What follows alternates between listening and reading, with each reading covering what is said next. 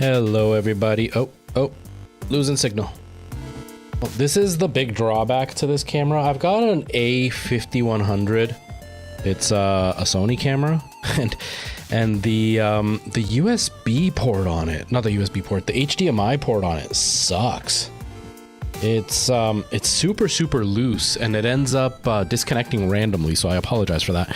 Merle, hello, nice to see you. Hey, you're on YouTube side. Weird. It's weird to see red next to your name. How are you? Inuyugi, hello, welcome to you as well. I hope everybody's having a really good day. Yeah, it's really frustrating. The HDMI port on the Sony A5100, which is what I'm using for this. I've got a ZVE10, something like that. I don't know. It's another one. I don't even know where it is right now. Oh, it's behind me. You can... no, you can't see it. It's dark. It's over there somewhere.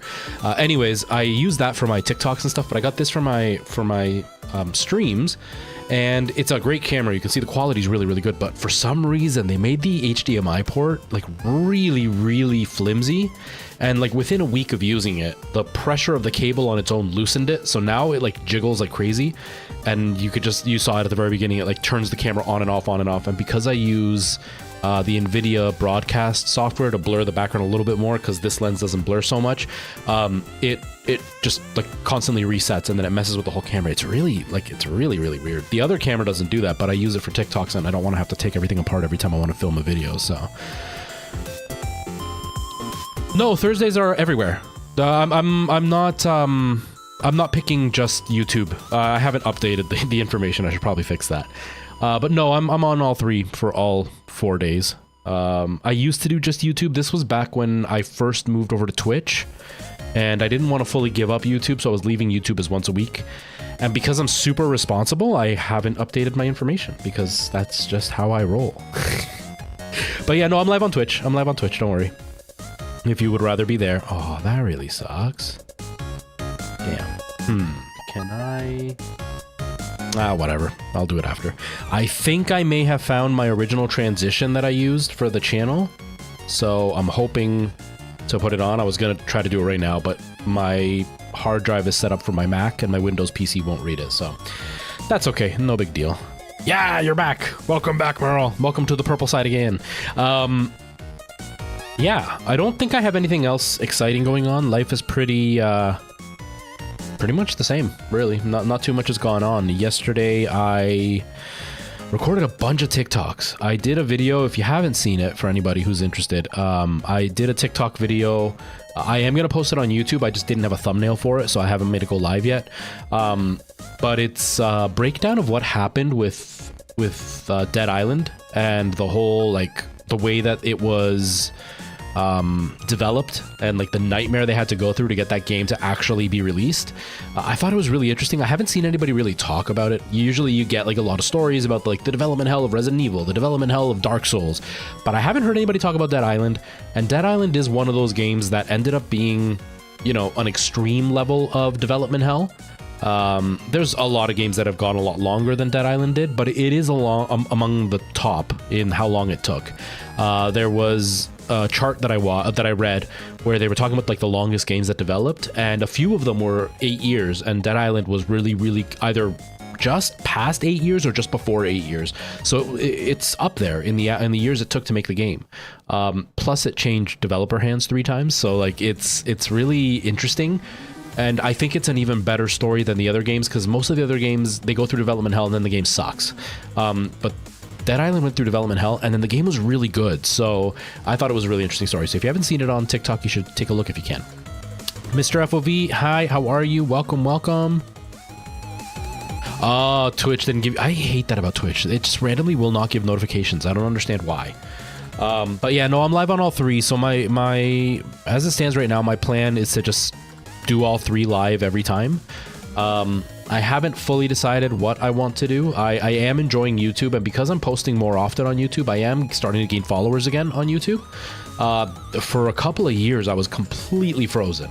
Like, I wasn't gaining anything. Like, if I gained 2 or 3 followers because of TikTok, I would lose 2 or 3 followers just from the bots getting removed, or the algorithm just deleting users that don't use their YouTube anymore. So I was stuck at like 4.2 for a really long time. and I think now I'm at like 4.6, something like that. I'm not 100% sure actually. But yeah, so I'm slowly growing on YouTube again. I'm starting to post more videos on YouTube. I'm not doing it like super crazy often, but I'm trying to stay on top of it because it's a good place to grow, right? Like right now I am sitting at 4.71. Wow, I actually grew even further. I was at 4.6 when I last checked. So I'm at 4.71K. We're getting really close to 5,000 followers on YouTube, which is crazy for me. And I'm trying to stay on top of it, but as far as live streaming goes, YouTube still is not the ideal platform because there's not a lot of support on YouTube as far as like financial stuff goes. YouTube is a lot better for AdSense, but it's not as great for like bits and subs and all that. So financially, it's a better choice for me to stay on Twitch. But long-term growth, it's definitely better to be on YouTube because YouTube, I can post stuff up and people can just start watching it years later. So it's always nice. But yeah, so I'm going to be doing all three for now, at least for the foreseeable future. I haven't decided what I'm going to do. Thank you. Thank you. Buckmane, thank you so much for that fire. How's it going? Welcome. Thanks for coming by. I hope you're doing well. But yeah, so that's pretty much it. I'm really starting to kind of get into a groove with streaming, which is really nice. And now I'm just trying to find my groove for creating content because that's not always easy. Yesterday was my day off. Today's my day off too, but yesterday was my day off of everything, no streaming, no anything. So I spent a long time recording a bunch of TikToks, and they're gonna go on YouTube for shorts. And like it's still hard for me to really sit down and like motivate myself to do that. So a lot of them are going to be remakes of really old videos. YouTube, I don't think I posted like half of the ones that I recorded. And then I did the one long video about Dead Island. That one took me about like 6 hours total. So it was quite a lot of work. This is kind of going back to the one person that got really upset with me saying that I don't appreciate the views that I get. But going back to the whole idea of like, it took me 6 hours for the one video and I think it's barely broken 1,000 views. So it's demotivational when I'm already tired to spend 6 hours on a video that won't get views when I can spend 20 minutes on a video and get way more views. So that's why I don't do the long form too often. But I've definitely got a bunch of stuff lined up now. I've got like another 4 videos that I can edit and get up, and then hopefully in 4 days I will have the energy to record again. We'll see. What's my favorite platform? Okay, so this is something that a lot of people get really wrong with me, and they get really upset with me, because if you've been following me for any amount of time, you've seen that I make videos bashing Sony, and I've made videos bashing Xbox, and I've made videos bashing Nintendo, and every time I make fun of one, people accuse me of being a fan of the other. I actually like all 3 platforms. I think each one has their own benefit. I like Microsoft because of Game Pass and the fact that I do a lot of PC gaming, so it's really nice to be able to kind of bounce between my Xbox and my PC, no problem. I personally, like I've got it on my desk, I personally prefer the Xbox controller to the PlayStation design. I like the technology in the PlayStation controller, but I like the design of the Xbox controller. I like the offset joysticks. But there's not a lot of games to play on it. And even though the Xbox is a hair more powerful than the PS5, there's no reason to play something on the Xbox over the PS5. So that's the reason I don't like Xbox. With PlayStation, they have a whole bunch of great first-party stuff. I really like that. I'm not a fan of how the PlayStation 5 looks, and I don't like how anti-consumer Sony is in general. You know, like not allowing cross-platform for almost anything. Andrew, thank you so much. How are you, man? How are things going? Thank you for the rose. Oh, you were talking about streaming platform. Okay, give me just a second. Let me finish my thought, and then I'll go back to that. And with PlayStation, I don't like their controller. Can I reach it? Yeah. My PlayStation has been completely useless for about a month and a half, maybe 2. My controller broke, and I can't use my PlayStation now, and I don't have $100 to spend on a controller. So the technology is really nice, but it makes it way more delicate. So obviously not that good. And then Nintendo's Nintendo. Their hardware is super weak.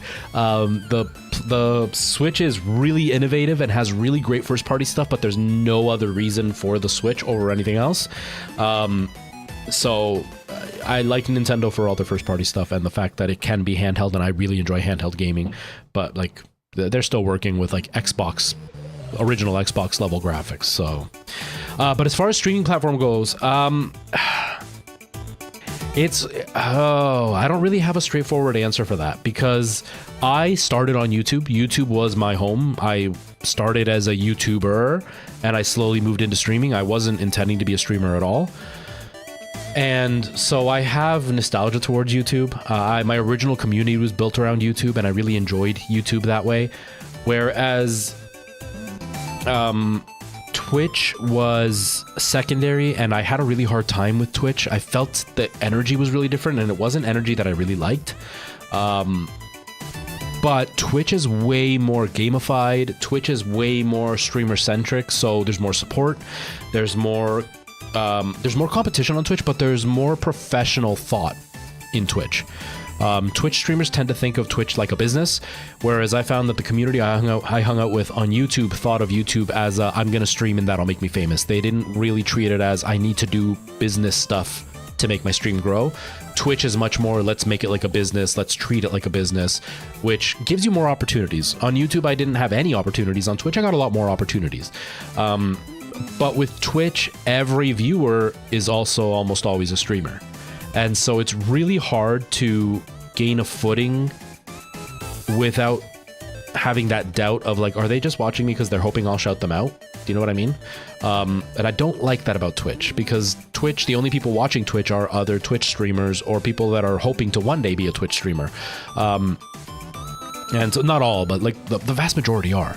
And so it's kind of tough, because anybody you're talking to will automatically, oh, I'm a streamer too. And then you end up with a lot of, well, I'm going to go stream now and stuff like that. And it just, I don't like that too much. Whereas like YouTube is so widespread and everybody watches YouTube that you can meet people who have zero interest in streaming but still enjoy your content. So I like that. There's a bigger reach on YouTube. But YouTube doesn't support the streaming community at all. So it's tough to grow. It's tough to get subs or what are they called? Members on YouTube. Super chat isn't really useful on YouTube, at least not for me. So YouTube definitely has its drawback. But I like that YouTube has everything that I need all in one platform. So like I can do short form content like TikTok. I can do my community tab, which is like Twitter. I can do my long form videos like YouTube always has been. And I can also go live. So it's like on YouTube, everything is there. So I don't have to try to drag people to go to different places, which is really nice. It's really hard to get people to switch platforms. Like my biggest following is TikTok. And I think in total, I've maybe gotten about 1,000 people to move. From like 140,000 people, only 1,000 is a very small number to actually shift websites. And so it's pretty tough to move people. I like that about YouTube. It's all there.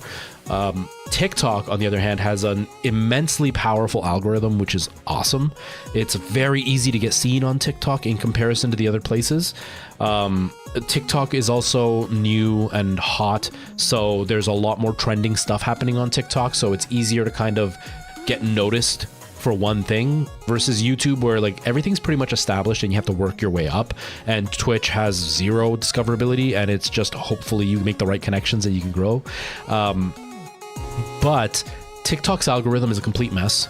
Their monetization doesn't exist in Canada. The moderation that they have is a joke, because they'll ban people for things like playing Dark Souls because of nudity, but then you'll see, topless women dancing, and there's nothing wrong with that. And I'm not saying there is anything wrong with that. It's just like, if you're gonna ban me for a video game, why are real people allowed to be topless? You know what I mean?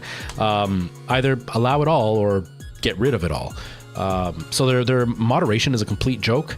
And community building is non-existent on TikTok. I have people that follow me and they have zero connection to me. I've had people that'll comment on my videos where they'll be like, oh, you've changed, man. But they'll be commenting on a video for a series that I've been doing for forever, right? Like I do my anti-piracy video stuff, and then I'll do a sketch comedy video. And then the sketch comedy video will be like, wow, I look it better when you do your documentary stuff. But my channel was built on sketch comedy. Or I'll do sketch comedy, and then I'll like, people follow me for that, and then I'll do one where it's like fun facts about video games, and then somebody will be like, oh yeah, you're just like jumping on the bandwagon. Except I've been doing fun facts for about 2 years, so like I'm not jumping on a bandwagon. I was there beforehand. And so like there's no community building. I'm not saying people are being stupid or toxic or anything. I'm just saying nobody has a connection with somebody that they follow on TikTok, or it's hard to build that connection. So it's hard to really get to know what a creator is like.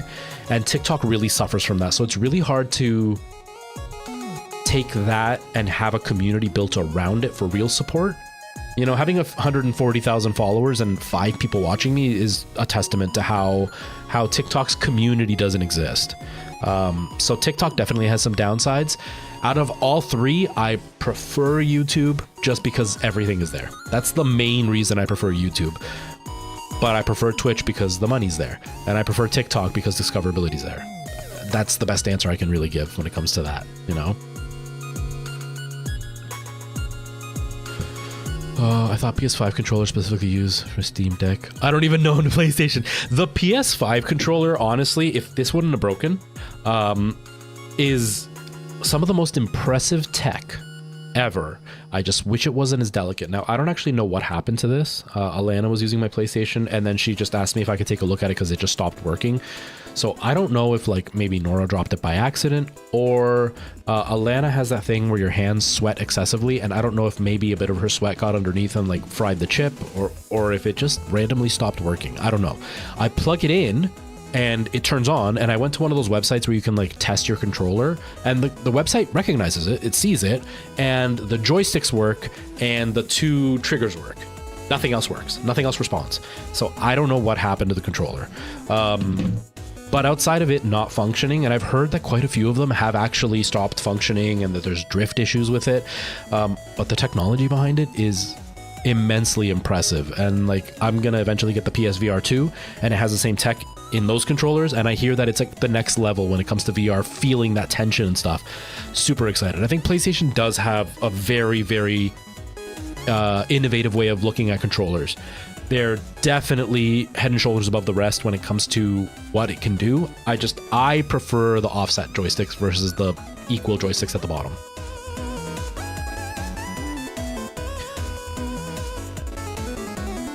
I had a buddy who's got good success streaming on Facebook for some reason. You know what? Facebook, The Dark, how's it going? Welcome. For you, it's Xbox right now. Facebook is something that it's kind of the same argument as always, right? Like YouTube and Twitch are kind of already established, so there's not really an argument between both of those platforms. There is a bit of an argument, but the argument's more like things are better at YouTube, I'm gonna go there. Like there's always people on Twitch saying they're gonna go to YouTube because it's better, and there's always people on YouTube saying they're gonna go to Twitch because it's better. Grass is always greener, right? But when it comes to places like Facebook or Mixer at the time, there's kind of it's kind of like a double-edged sword from everything that I've seen. Facebook right now is trying really hard to compete with the other companies because they're falling off, right? Like nobody cares about Facebook, and Mark Zuckerberg is making a lot of really bad choices up until Threads, making a lot of really, really bad choices. And so he's trying desperately to kind of bring back the young crowd. And so obviously they brought streaming in as like a big thing. But Facebook has dealt with a lot of flack. Like a lot of those fatal self-harm videos that have leaked out on the internet almost always take place on Facebook because they don't moderate their stuff properly. You know, like that one that made the rounds on TikTok, the short clip that was being sent to people randomly on TikTok, that happened on Facebook, and Facebook knew it was happening, and people reported it to Facebook, and Facebook said, no, he's not doing anything wrong, there's nothing we can do about it. And then it happened, and then the video was out, and people had it, so Facebook really dropped the ball. That being all said, Facebook, because it's got such a bad reputation, there's not a lot of competition there. There is competition, Facebook is huge, but not as much for new streamers as there is on like Twitch, where it's an established streaming site, or YouTube, where it's an established video site. So growth is more accessible on Facebook because they're trying to push it to make it more popular, and because there's not as many people joining Facebook. So you can grow a lot faster. The drawback to that is that you don't have as many people to be in front of, so your cap is a lot lower than it could be anywhere else. there are millions upon millions of people on Twitch and on YouTube all the time. There is not that many on Facebook that are actively watching streams, right? Most people on Facebook are like 40-year-olds and up. Although 40-year-olds now watch streams, but like there are a lot of boomers, and they're not going to be watching live streams of like Dark Souls. So there is a cap to the roof. But to contradict myself one more time, although there's that cap, the vast majority of us, even on Twitch, won't reach the cap that Facebook has. Like, we won't even get that many viewers, right? Because let's make up a number. Let's say the cap on Facebook is like 10,000 viewers is the most you'll ever get. How many of us are ever going to have 10,000 viewers on a stream, right? So the cap is there, but I think it's a pretty weak argument when you think about like who's actually going to reach that cap. I just don't like Facebook because I don't like all the shady things Mark Zuckerberg does. The only reason I use the Quest is because it's really the only option that's affordable and does the job that I need for VR. But like, I'm not a fan of Facebook. I keep my Facebook because that's where I have like a lot of family and people that I do theater stuff with and old pictures.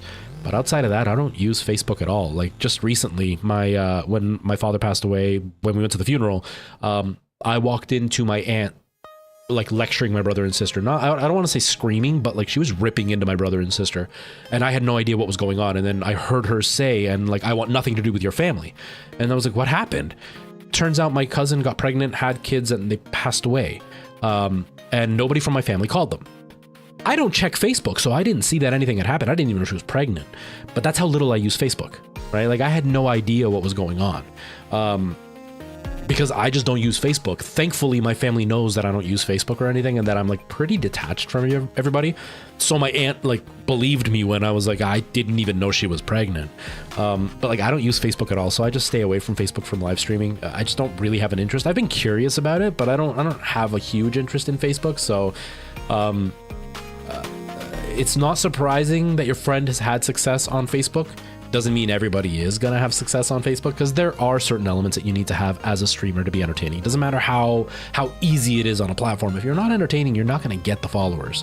But there is a slightly better chance on Facebook versus the other platforms to grow, because the competition just isn't the same there as it is here. Do you know what I mean?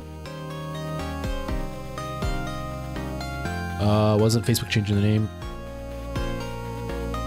So I'm actually live right now, Buckmain. I'm live on Twitch, YouTube, and TikTok. SpecSpot, hello. Oh, Jack, how's it going, man? How are you doing? Oh, Mini Jack. So Jack's brother. How you doing, man? How are things? Hey, Tyler, how's it going, man? When are you leaving for vacation? And what are you doing, if you don't mind sharing? What are you doing for vacation? Next time I see you, man, I'll try to remember to bring it. I don't have the money to fix it right now anyway, so right now I couldn't do anything anyway. Hopefully by the time you're back, I'll have some money to be able to get it fixed. And next time I see you, maybe I'll remember to either get the address from you or I'll bring it if I can remember. But Buckmain, yeah, I'm actually live on TikTok, Twitch, and YouTube right now with Restream, but Restream only allows 2 platforms at once. So if I wanted to add Facebook, I'd have to pay for the Restream membership or whatever. And through OBS, I can be live on TikTok, so I'm able to do all 3 at once, which is pretty nice. Buckmain, thank you so much for that fire. I appreciate that.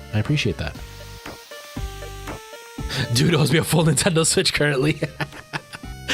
Yeah, man. When you come back, let me know. Let's put a pin in that for sure. Sunday to Sunday. Grand Bend, nice. I hope you enjoy, man. I hope the weather's not too hot. I hope you enjoy though. Oh, I wish I could get away. I had no money to get away. I have nowhere to go anyway, but I wish I could get away. I wish I could just like sleep all day. But yeah, so like I think Facebook is interesting, just not for me. I'm really in between Twitch and YouTube. I lean more towards YouTube, but like I said, money just isn't there on YouTube, and I'm not doing this for money. Don't get me wrong. And money's not the end all and be all. I enjoy making content. But it would be really nice to at least get some payback from my work. More than anything, just to like continue with the hardware, because hardware falls apart. Like, I'm down to 1 light here and 1 light behind me when I used to have 2 lights in front, because the other light is broken. It turns on, but if you've been around for any amount of time, the last month I haven't been using it, but before that, randomly my light would just go yellow. because it was just resetting for some reason, and I don't know why. I'm assuming that the actual chip inside the sensor, like inside the settings for the light, is just fried, so it's just constantly resetting.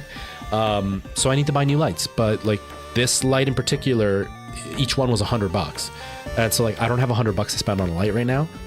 But streaming, even if it's like $5 a week that I'm getting from it, eventually I'll have the money to buy another light. Whereas like with YouTube, I streamed, and there was a while there where I was streaming to like an average of like 40 people, and I was lucky if I made $1 in a month. You know, I remember one of my first donations was $1, and that was like already like weeks into streaming to 30, 40 people at a time, and it was $1. And I had one $40 donation from this guy Jesse. Freaking love that guy. He's like the first big donation I ever got, and then I got to meet him, and he is like the sweetest dude. I'm really hoping that now that life is kind of settling down, going back to normal with traveling and stuff, that hopefully I'll be able to go to some event where he'll be, because I would love to see him again. He's awesome. But like YouTube, there's not a lot of money. But within the first like month of me being on Twitch, I was already affiliate, and I was already getting subs and bits. I was getting a payout on Twitch every other month, and on YouTube I had gotten 2 payouts in the 2 years that I was there. So like it was a huge difference on Twitch. I was averaging only like 10 viewers on Twitch, but I was getting payouts every other month, where I was averaging 30 viewers on YouTube, and I was getting a payout, what it would have been once a year. And just being able to afford to, you know, if my lights break, I can replace them. If the camera goes, I can replace it. Like just having a little bit of money just to be able to do things like that when something goes wrong, it's nice. So Twitch definitely keeps me on board because of that more than anything. I will be sitting in the kitchen, table studying while everyone else is at the beach. Oh, dude, give yourself some time to be at the beach, though. I am, so scientifically it's right, but like I'm also a big believer of it. The most absorption you'll get is in the moments that you're just like chilling out, because it gives your brain the time to like shut down and just absorb whatever it is you've been studying for the last day and a half. I always remember my friends in nursing school, they would always be like cramming the last second right before walking into the test, and I wouldn't even touch my books. From the moment I got up until the moment I was in my exam, I wouldn't even touch my books, because I had been studying the whole night before, and then I just wanted to let my brain just kind of relax. So then when I went to go think, I wasn't so burnt out from thinking. So give yourself a chance to relax. Make sure you get some fresh air and some sunlight. Wear sunscreen, because you don't want to get burned. But wear some sunscreen. But enjoy, man. Try to relax. But I'm sure you'll be fine with the test. Try not to stress. Bailey, no. I've got a full-time job. This is my hobby. I'm not trying to make this a job, but I am treating it like a job. I don't know if that makes sense. Like a lot of people that get into streaming are like, I want to be a full-time streamer. This is my goal. This is my dream. I'm going to quit my job and do this full-time until I make money. I'm not doing that. I'm looking at it more like I want to do this as if it's a job, do the best job that I can, and do it as consistently as I can, and maybe get some cool free stuff, you know, like this logo that I got in neon lights, that was sent to me by a company. And it's awesome. I freaking love it. I would have never have been able to buy that for myself, but they sent it to me for me to promote their company. And I love it. It's awesome. So stuff like that wouldn't be too bad. If the opportunity came along, like if I started making enough money to make this a full-time job, absolutely I would do this as a full-time job. But right now I don't have the time to dedicate enough to it, and I can't afford it. But maybe, who knows? But I'm definitely not pushing myself for it to be a full-time job. You heard if you change your VPN to Los Angeles, you get more viewers. I don't know. I know that there is a set level of like nearby sharing that TikTok does, where like it'll share with people that are around you to kind of make your content more relevant to the people around you. And with Los Angeles being such a huge city, you would probably have more people being available to see you. I don't know how much that would really help in the long run, but yeah, that might be true. I don't know. I couldn't tell you for sure. W Riz, hello, how's it going? Symbol, hello, nice to see you. Thank you, Bailey. Thank you. Yeah, it's I'm trying not to put any pressure on it. I've been doing this for 6 years. For about a year there, I was like really pushing the content hard, and I was doing okay. My concurrent viewers on stream wasn't anything, crazy. It was like 20 people, which is better than a lot of people do out there. But I was actually making enough money that it was half of what I made at work full time every month. So it was actually going really well, but I completely burnt out. I didn't have enough energy to do everything that I needed to do, so I had to step back. Now I've come back, but I'm taking it like super, super laid back. I'm not going as full force. Come like mid to end of August, I'm going to have a lot more time on my hands, and then I'm going to be doing a lot more effort. But for the time being, I'm just doing it for fun, like 100%. Yeah, man, try to keep that stress down, dude. Try to keep it down. It's so hard to say, because I know when you're investing time and money, it's really hard not to stress yourself out if you fail.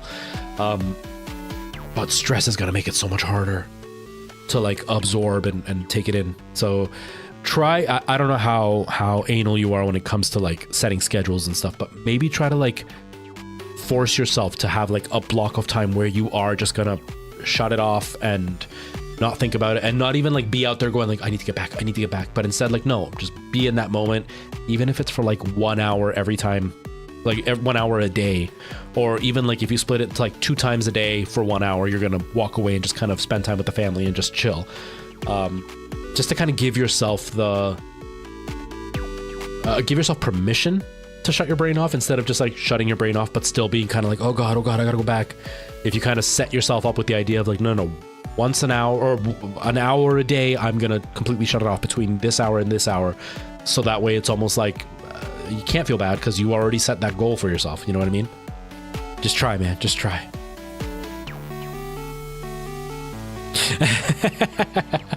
I wrote a flashcard to take to the beach. Oh man, the spot. How's it going? Welcome, Brian. How you doing, man? How's your week been? But yeah, that's pretty much it. I don't really have anything else to say. We're going to be playing some 7 Days to Die. Wee-Win is not going to be here today. Wee-Win is, she's at her son's graduation, so she's not going to be here. So she's going to miss out on this.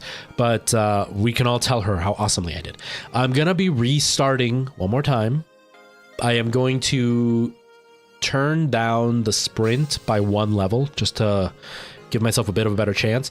Now that I've got a bit more of a plan of like going straight to the trader, starting to build a base right next to the trader so I can get my missions, hopefully that'll give us a bit of a better start. And then hopefully we won't have some like toxic person come in and derail the stream again like the last time I restarted.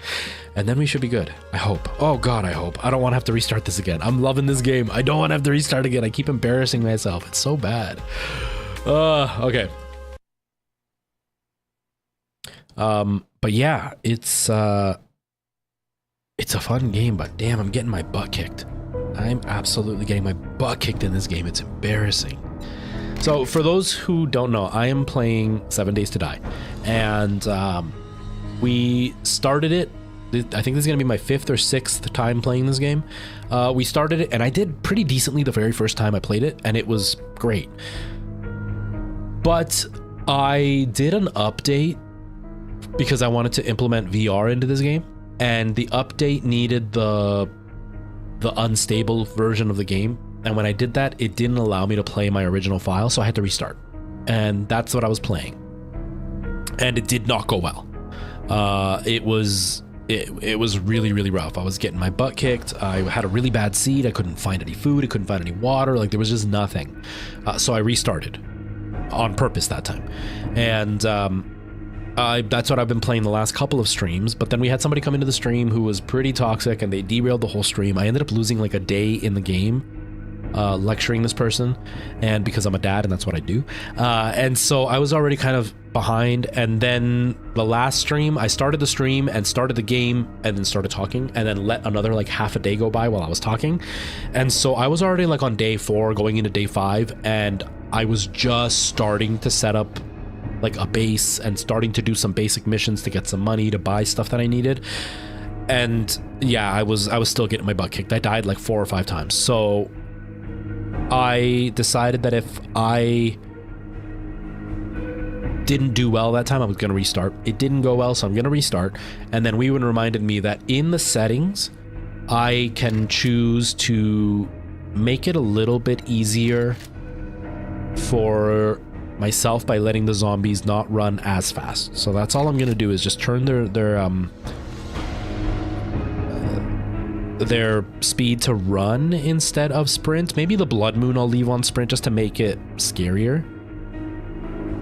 And that should be okay. Now, is there a... visibility, we're gonna go not listed because I want to play by myself. And I think that's it. Right? Okay. Miguel 3 this time. I spelt Miguel wrong. There we go. Robin, hello, how's it going? Thank you, I appreciate that. I was just talking about it, Robin. I appreciate you taking the time to pop in and leave a nice compliment. I'm very, very bad at staying consistent with YouTube. I have one that's already posted. I just haven't made it live for everybody to see. It's about Dead Island 2 and their like nightmare of a development cycle that they went through. I'm gonna be making it live. I didn't have a thumbnail for it. I also recorded it in vertical because I do most of my content for TikTok, and then I just copy it over to YouTube. And so I recorded it with my TikTok setup and forgot to rotate the camera so I could have like the full screen and then just zoom it in for TikTok. So it's going to be vertical, but keep an eye out. That should hopefully be out later today. I'm trying to stay on top of YouTube a lot more than I have been, but thank you. I really appreciate the compliment. That's super, super nice.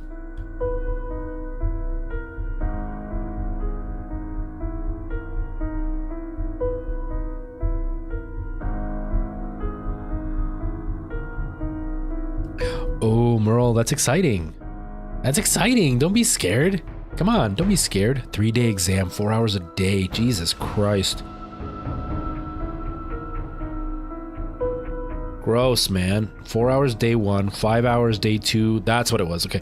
4 hours day 3. Jesus, dude, that's ridiculous. Yeah, try to relax because you're going to really burn yourself out at the test. So don't burn yourself out before getting there. Oh, man. No worries, Brian. No worries at all, dude. Yeah, Tuesday's stream. What did I do Tuesday? We played Minecraft. Oh, we played Minecraft and I was absolutely drained. I did not have a good sleep Tuesday. And so like I was a complete zombie. I couldn't concentrate. I felt like I had been up partying all night or something. So you didn't miss much because all I did was just dig for, it wasn't diamonds. I dug for ancient debris in Minecraft. So like it was literally just me digging holes and talking. So you didn't miss anything. You didn't miss anything at all. All right, here we go. I'm nervous. Let's start. Yeah, it was Tuesday, me being a complete zombie. I went back and watched part of the stream because I like to look back to see if my audio's okay, to see that the quality looks good, that the lighting looks good. Because like I've got my TikTok running, so you can see, so I can see myself more than anything because it allows me to know if the stream froze, if something went wrong, or like I can just turn up the volume and hear myself at the same time. But I don't really watch myself there. I watch myself on my monitor, but my monitor, the colors are really bad and I don't hear myself. So I try to go back afterwards and watch myself to see that my lighting looks good, to see that, you know, maybe I was not in focus or that the audio was all messed up. And I went back and watched Tuesdays for a little bit and I was like, oh my God, I look like a zombie. I look like I've been like out crying all night or something. Like I had the biggest bags under my eyes. I always have bags, but like that was really bad that day. I'm a little bit tired today, but not bad. Not crazy tired. I think I went to sleep at like 3, maybe 3:30, and then I was up at 10. So like 6.5, 7 hours of sleep, which is a lot more than I normally get. So I'm feeling pretty decent today. Pretty decent. Wasn't that bad on Tuesday. Oh, it totally does, Robin. Totally does. And for me, what makes it harder is that because I'm so active on TikTok, so I've been on YouTube for years and I started off making YouTube videos and I really liked it. And then I started to stream. Long story short, I would spend hours playing a game for like a video review.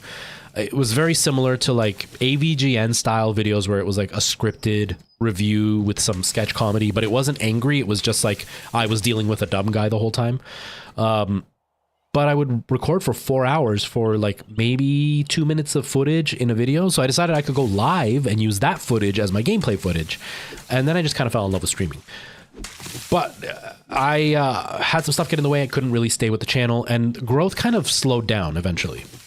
Once I got to TikTok, my growth got really, really big in comparison to YouTube.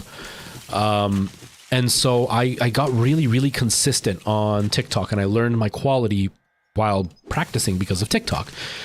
And I was kind of ignoring YouTube. Then YouTube included the shorts. So I started putting the shorts onto YouTube that I was doing on TikTok. But it's hard for me to remember to do that. I post it on TikTok and then I just forget to post it on YouTube. Or like I post it on TikTok and what I'm referencing is specific for TikTok. And so it's hard for me to get it on YouTube. Like let's say I'm stitching somebody to respond to them. And so I can't post it on YouTube because I'm not responding to the right person. And so like I might be responding to somebody, but it won't make sense to the people watching on YouTube. Or like I've posted something on YouTube, I'm posting a follow-up like a week later, or on TikTok, I'm posting a follow-up like a week later, and it won't make sense if I post it on YouTube because I already forgot to post the original one on TikTok or from TikTok. And so like on YouTube, I would just be talking nonsense, so I don't post. So like little by little, I just forget. So like if I post 10 times, maybe like 6 times I forget to post it on YouTube. So part of it is just me being completely airbrained when it comes to remembering what I'm posting where. But yeah, it's hard to stay consistent. It's really hard to stay consistent, especially when you constantly have to either come up with new ideas or come up with a creative way to bring up an old idea. It can be really, really hard to do. It can definitely be hard to do. I can't see the alert. Travis, thank you so much for that sub. I appreciate that. Welcome, welcome, welcome to my little channel. Brandon, yes, it is. Yes, it is. I'm Miguel, the puncher of trees. New Miguel, no titles yet. Miguel, puncher of trees. You see a tree, I punch it. You know, for us old people, you know that movie Superstar? The reason I hate trees is because she made out with a tree, and she was my girlfriend. She broke my heart, and now I must break all the trees.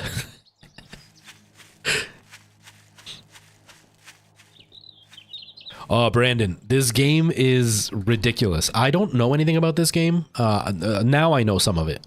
You know, I've been playing, I think this is my 5th stream of this game. But I am like way out of my element with this game, and I have been failing a lot. The people that watch me who know this game, I think they just watch to laugh at me. Because I miss really obvious things in this game. Only because it's a survival game and I play a lot of survival games, but it's just slightly different enough that there are things that I don't consider, and they're absolutely like essential things for this game. So yeah, I think people watch me just to laugh at how bad I am at this game. So hopefully you don't cringe too much. Hopefully you don't cringe too much. This is actually my 3rd time, no, fourth time technically, but 3rd on purpose of me restarting a file. So I have a bit more of an idea of what I'm doing versus the first couple of times, but I'm still completely unable to know what I'm doing really. For me, I struggle with motivation with making stuff. Like I enjoy making it, but it's just struggling into the zone. Yeah, no worries. Feel free to pop in whenever you feel. If you only ever watch the videos, then that's cool too. I don't mind. And if I never see you again, that's okay too. I know that following creators consistently is not always the easiest thing to do either. But the fact that you actually took the time to even pop in and just say anything, honestly, it means a lot. It's not very often that happens. So I really appreciate that. Thank you so much. Have yourself a good rest of your day. Is it back on max difficulty? No. I made it a little bit easier. All I did was just make the zombies not run as quick during the night.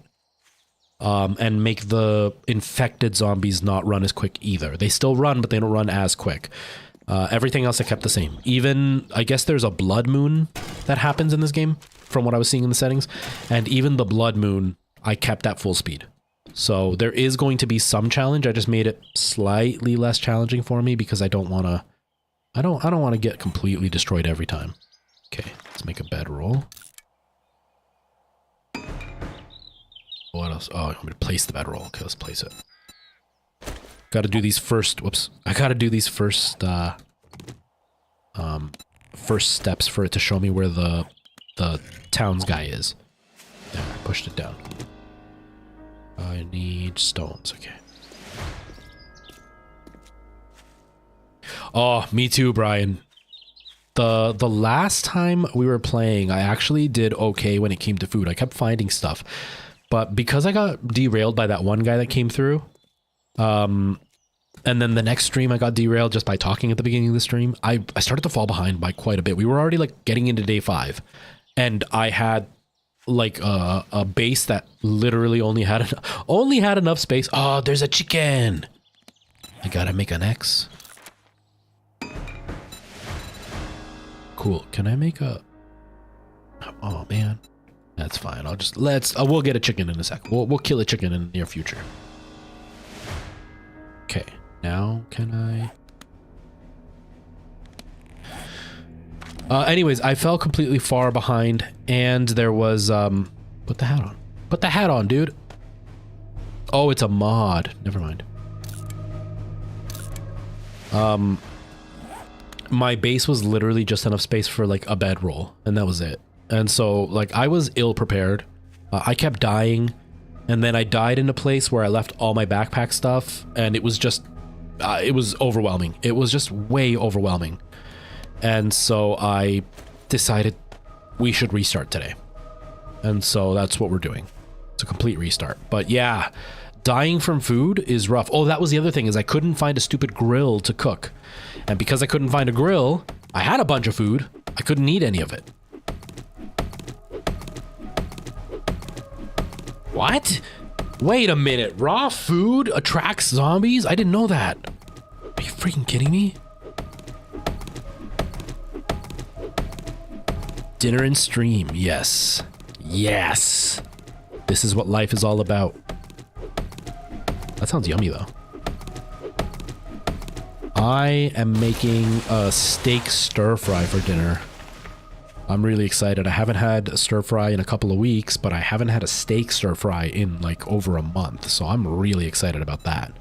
Like super, super excited. Okay. So we got a club now. Oh, did I get another pair of overalls? Huh. Okay. And then look for yellow navigation to find resources. What am I doing? Gathering. Oh, I gotta make craft bow and arrows. Okay.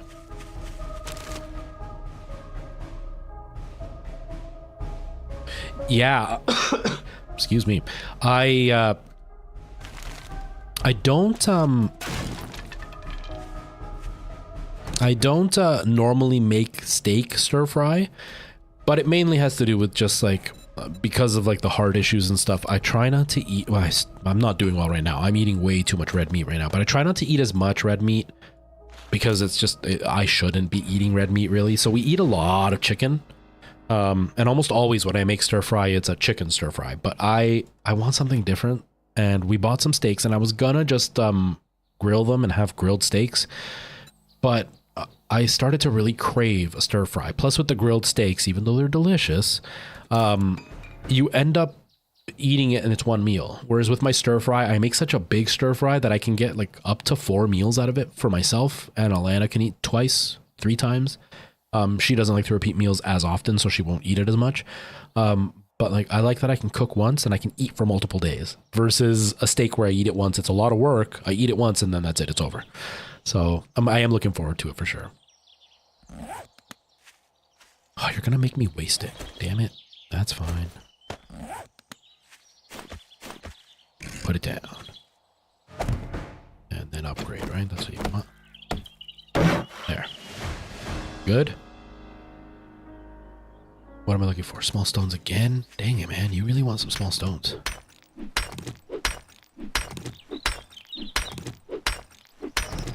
Save you some? Yeah, do it. Ride your bike. Ride your bike here. Oh, campfire. It shouldn't take too long. Place the damn campfire. Damn it, man, you're making me waste all the resources that I'm gathering. There. Happy? Can I take this? I'll just take it. Oh well. Okay, let's go to the dude. For now, I'm gonna make a shirt and shoes and stuff, only because in case I get caught in like snow or something.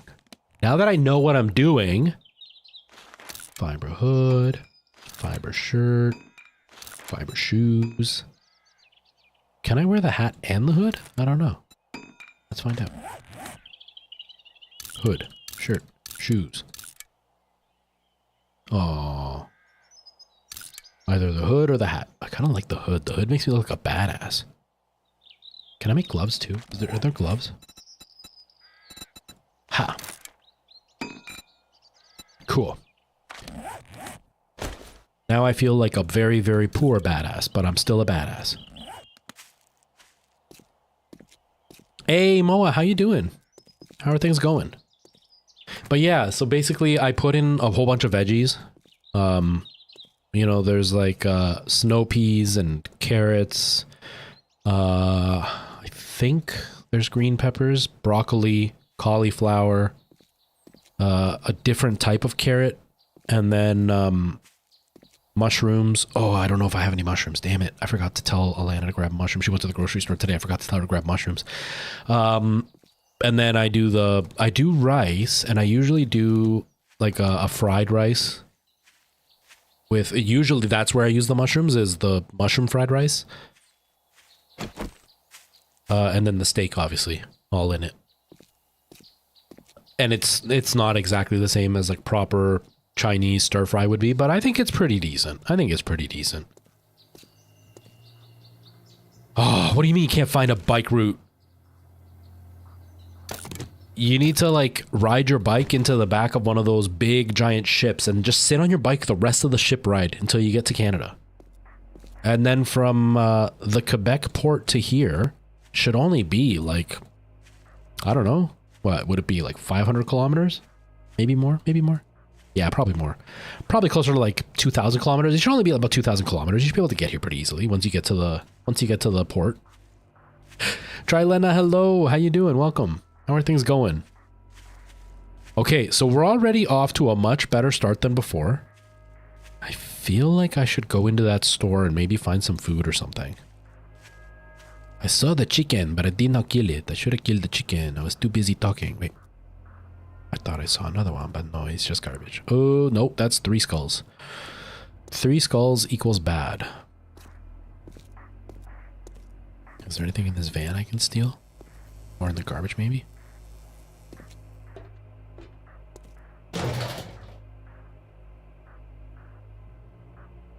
There you go.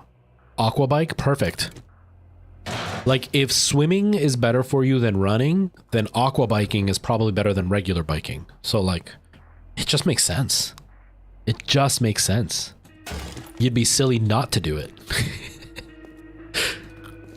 Okay, so we got some stuff. We got some sandwiches, half-eaten, bitten by some random person sandwiches, but it's worth it. Oh, nice. What kind of food did you order?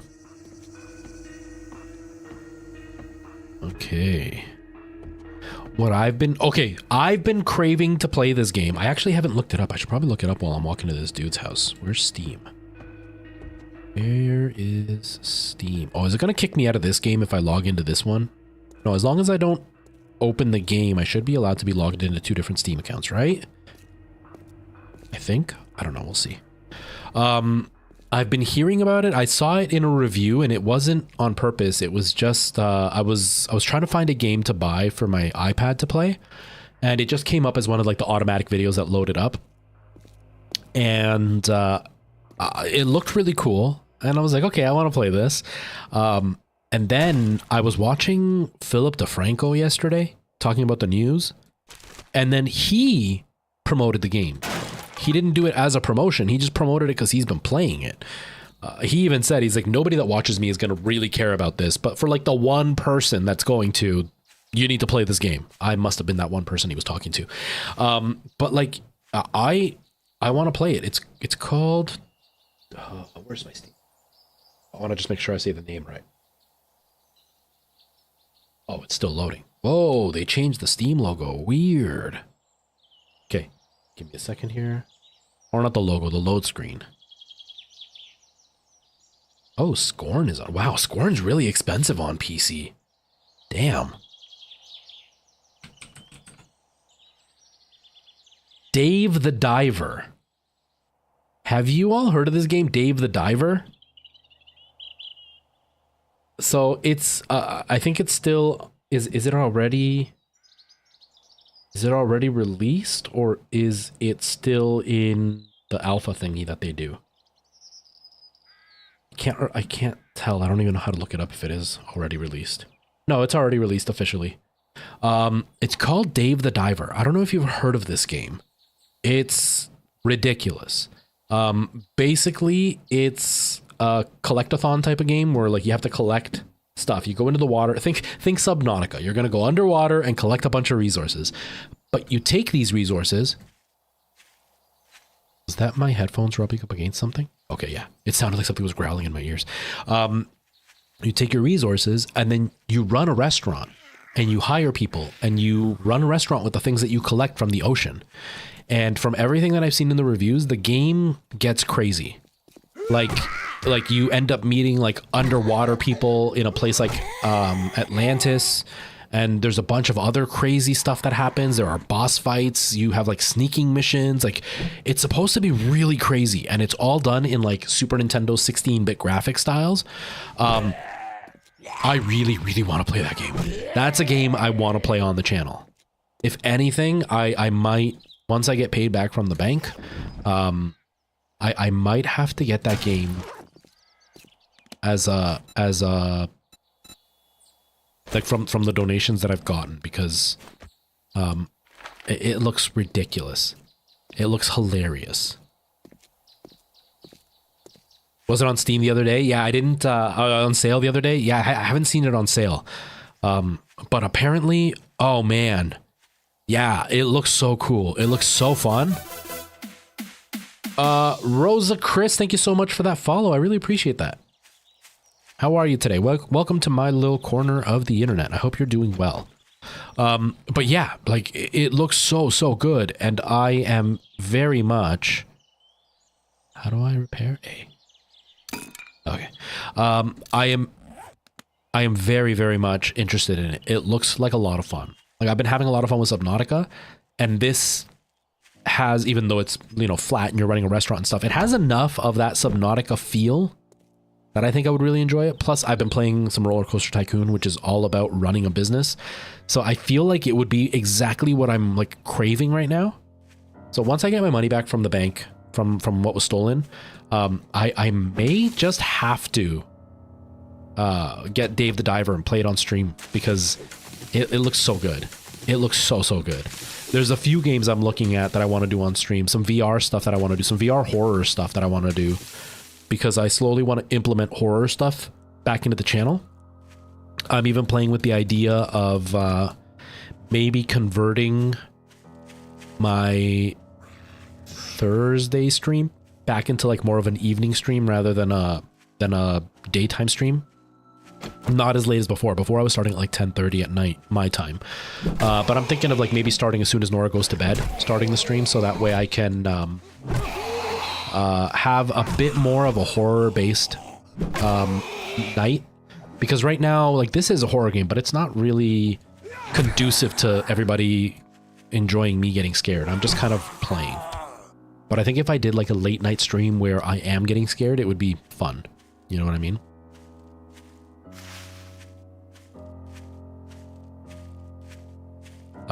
I can't type from that keyboard. Hi, we win. Hope you're having fun. Okay, there we go. Where am I from? I'm Canadian. I'm Canadian, eh? I'm so Canadian. But I'm also from El Salvador. So I'm Latino.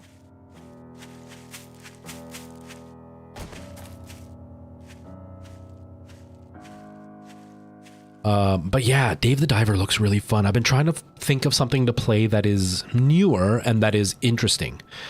Because a lot of the games that I play, they're not always the most popular. I was on the fence. Like, I just did my video about Dead Island. So I was like, oh, maybe I should play Dead Island today since I just did a video about Dead Island. And then when I typed it into Twitch as like the game I was going to play, it showed that 38 people were watching it in total for all of Dead Island 2. 38 people. And then I looked up this game, which is 10 years old. And there were like, what was it? 8,000 people, something like that watching, or 11,000 people watching. That's a really, really big contrast. So I went with this because this is what I wanted to play. But because of the Dead Island video, I was like, it would make sense to play Dead Island. But yeah, no, for 38 people versus 11,000. Yeah. I'm going to go to this. Was it 38 or 380? Either way, it was still a very small number in comparison to this. But like, this is still a 10-year-old game. And Dave the Diver is brand new, and it's really, really hyped up right now. So like, I want to play it. It's like that other game that was similar to Going Up, I think is what it's called. The one where the guy is climbing the mountain, sitting in a cauldron. The new one with the kid climbing all the way up. It's kind of like that. That's really, really hyped right now. So is Dave the Diver. And I think Dave the Diver would suit me a lot better. So I want to play that. I might, as soon as I get paid, I might get that.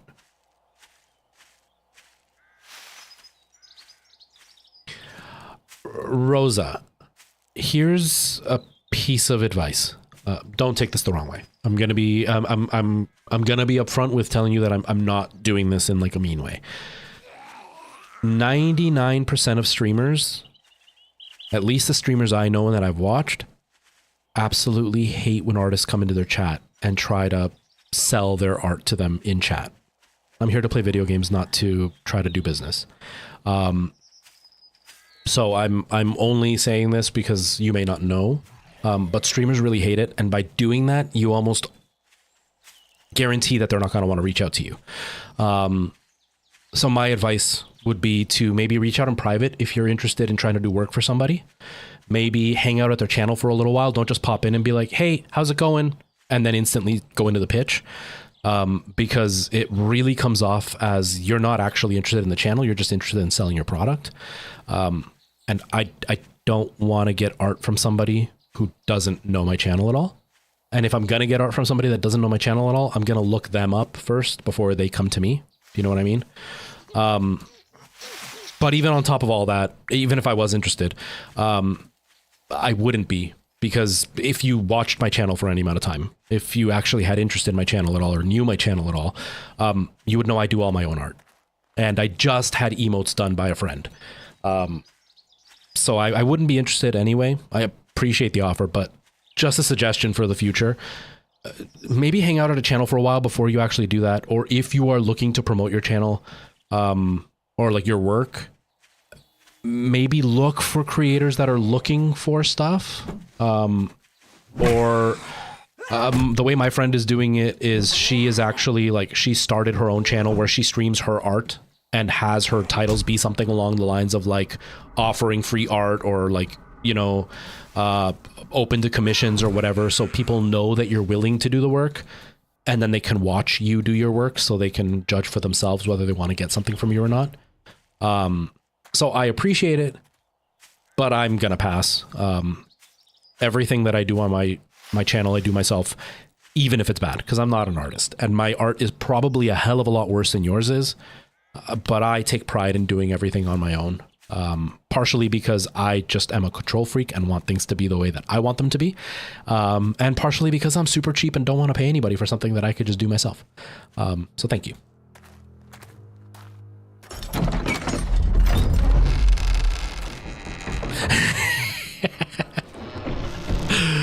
Yes, we win. Move to Canada. Move to Canada. Come here.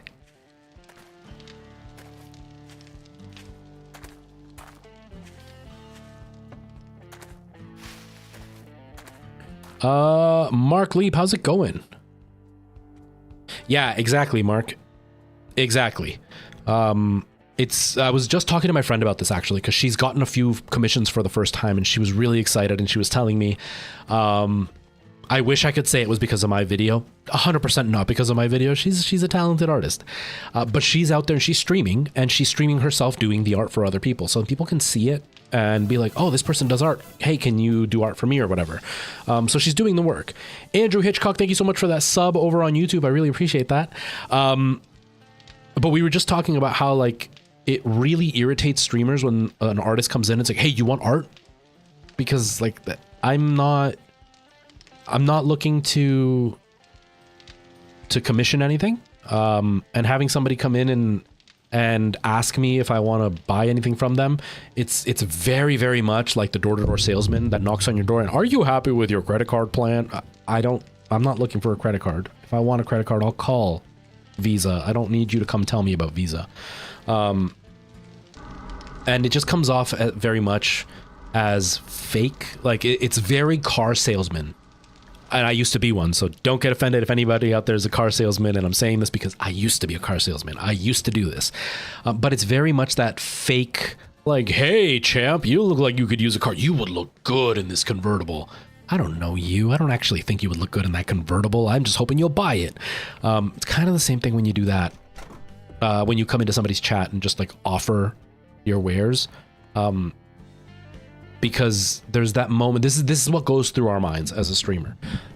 There's that moment of like, hey, there's a new viewer, exciting, this is great. You know, I'm trying to grow my channel and somebody new is here and that's really nice and I'm hoping that they're liking it. And if they're chatting, it's because they like my channel. And then the second they go, hey, do you want some art commissioned? Instantly, I go, oh, screw this guy. He doesn't actually like my channel. Got my hopes up for nothing. You know what I mean? It's kind of the same idea of like when you... as a guy, guys can relate to this. It doesn't really happen with women because women aren't as stupid as guys are. With guys, you have like an attractive woman walk up to you and she's like, hey, good looking. And instantly the guy goes, oh my God, she's into me. Like, damn. And he could look like me, a pot belly, out of shape, full of acne dude. But he's like, oh, damn, she's into me. And then the second she's like, so would you like to buy some Tupperware? You're just like, oh, like you have that moment of disappointment. So any sale you're trying to make is even worse now at this point because now I'm looking at you in a negative light when you may not have done anything wrong. And I'm not saying that the person who popped in and said that did anything wrong. It's just that's the mentality that goes through my mind instantly is somebody's into the channel. Oh, they just want to sell me something. Oh, they're a dick. They got my hopes up for nothing. All of that happens in that instant. And so any sale you're trying to make as an artist instantly is out the window for most streamers. Even if somebody is still adamant that that's how they want to approach it, like go to streamers because they can't get any eyes on their content or whatever, I would even suggest you hang out at a channel, get to know what their channel is like, come out for a few times, get to know the person that's streaming, you know, even if it's with the second intention of I just want to sell them something, but get to know them, put in the effort, right? As a salesman, that's really important. You put in that effort, you're going to get a sale. You put in the effort, you get to know the channel, see what their energy is like, see what their channel theme is like, and then you do one piece of art without them saying anything, without you asking them, without any of that. You do one piece of art and then you send it to them privately. And say, hey, I've been hanging out at your channel for the last little while. I don't know, I'm not good with wording this part of it, but like, been hanging out at your channel for the last little while. I really like the content you're making. I happen to be an artist and I was inspired by your channel. If you're ever looking for art, let me know. Here's a piece that I did for you. Give it away for free because that investment of your time can turn back to an investment of my money. Because if I like your art, and you sent me a piece for free, not only did you kind of stroke my ego, not only did you kind of, I guess, trick me into thinking, well, like, wow, this person's a really good person. They're giving me something for free. That's cool. But you've also now incentivized me to what you're capable of without making it seem like a slimy sales tactic. And then you might get more deals that way. That would be my advice for any artist who is trying to get art out there to channel creators. Don't say hi, ask one question, and then instantly into the sales pitch. Because instantly I am turned off with whatever you're trying to sell. Doesn't matter if you were the best artist. Doesn't matter if you've done work for like Pokimane and, you know, Ninja and all of them. I have zero interest if that's how you approach it. You know what I mean? That's my only piece of advice. It's the only thing I would say. This knife set.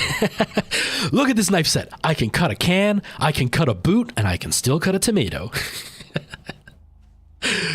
Oh, man. Exactly, Mark. The best way to go about it is to promote yourself on your own channel, grow your own channel. It's kind of like, I was talking about this a few weeks ago.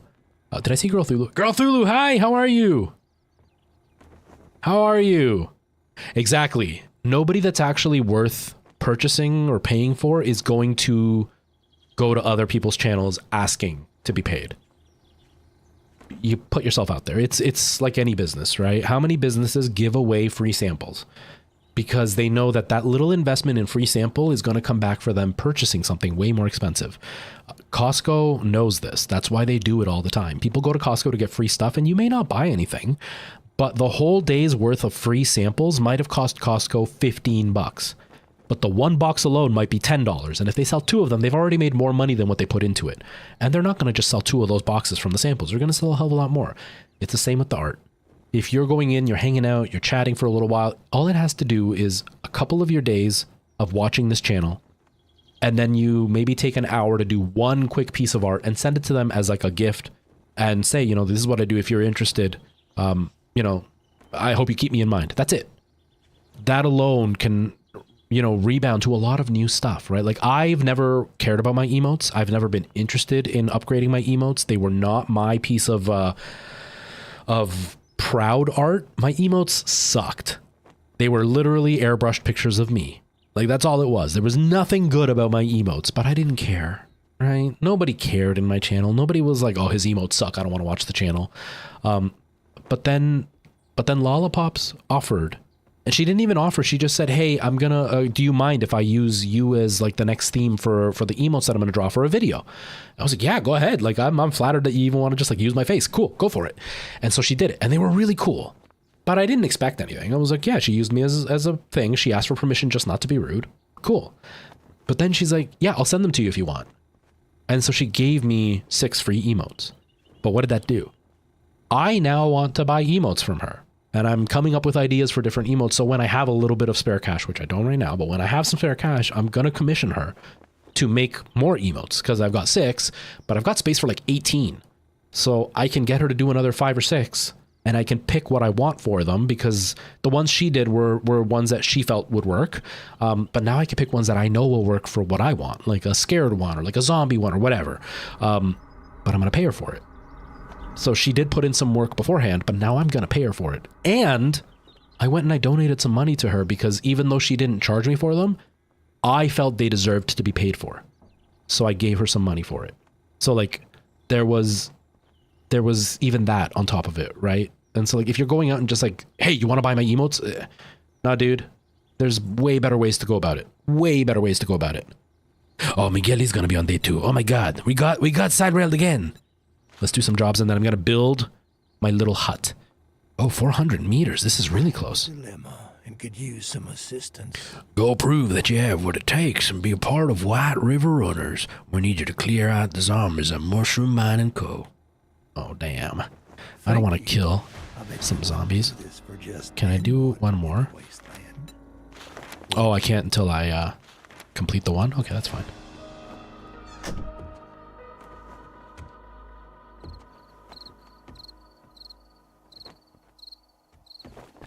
I always forget the time. Yeah, I think it's just the traders. It's funny because I've watched Girl Thulu play this game, and there are things in this game that I had no idea were a thing. Like, Weewan was talking about how like you can dig. I had no idea you could dig, or like mine or whatever. I didn't know you could do that. And like even this NPC thing, whoa, that scared me. I had no idea that it could happen. Skillless Caden, thank you so much for that follow. I really appreciate that. Welcome, welcome, welcome. I hope you're doing well. When do they plan to do the full release? Because this game's 10 years old, right? Because you're way more in the know, if you're available to answer at all. Is this part of the plan, like having it been around for so long, was that part of their whole plan, or has it just kind of gone longer than expected and they're just biding their time until they are ready for it to come out? Okay. I gotta build a tiny little house. because these zombies are going to come get me. And a door. And a chest. I hear the zombie. I hear him. I hear him. One or two more off. Okay. Okay, so I'm joining right at the beginning. Right at the beginning. I'm jumping on the bandwagon before it's a bandwagon after it was already a bandwagon. Oh man. You think they're gonna end up changing?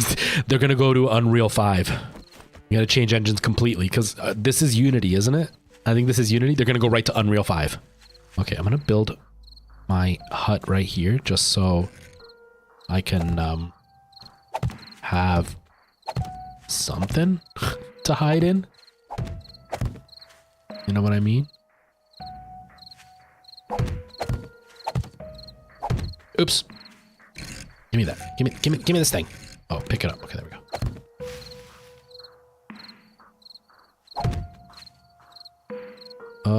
I don't think I have enough blocks. That's not good.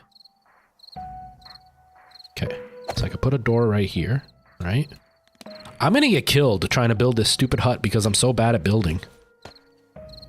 Oh, I'm so gonna get killed. Oh god. Okay. I hear the zombie. I hear it behind me. I hear it. There, right there.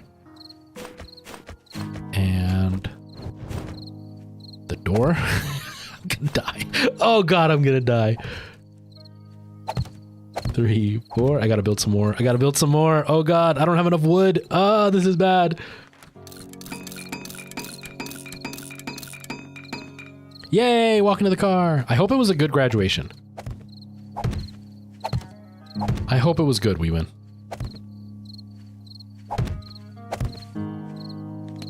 Okay. 1, 2, 3. Is it 3 that I need? I think it's 3. And then I need to build a roof, but for now, at least there's this. And put that there. Okay. Oops. I can imagine 10 years of development in this game. They're probably like, yeah, I need this to be done now. Like finally have a proper release. Yeah, because I had, I don't know if I mentioned this to you, Girl Through. I had bought this game on the PlayStation years ago, like PlayStation 4. It might have even been, no, it was after the Pro, because I think it was on my Pro. But I bought it because I was looking for something to play with my brother. And we were looking for just something to play, and there was nothing for us to play at the time. And so I bought it, and I literally loaded it up, and then I quit it. I didn't actually play it. I just loaded it up to see what it looked like, and it did not look like this. It looked really bad. It was really ugly. But I wanted to play it. Now, at the time, my brother didn't have time, so we didn't actually spend any time with it. I wish we would have. But from what I saw there to what I'm seeing now, obviously PC versus PS4, there's quite a difference just in that. But from what I'm seeing, whoops, it's been quite a huge upgrade. There's been quite a lot that's done to the game.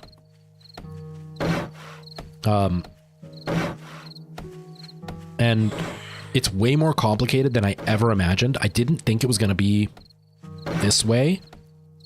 And when I've watched Girl Thulu play it, in case she's not listening anymore, when I've watched Girl Thulu play, oh, screw you, stop hitting my door.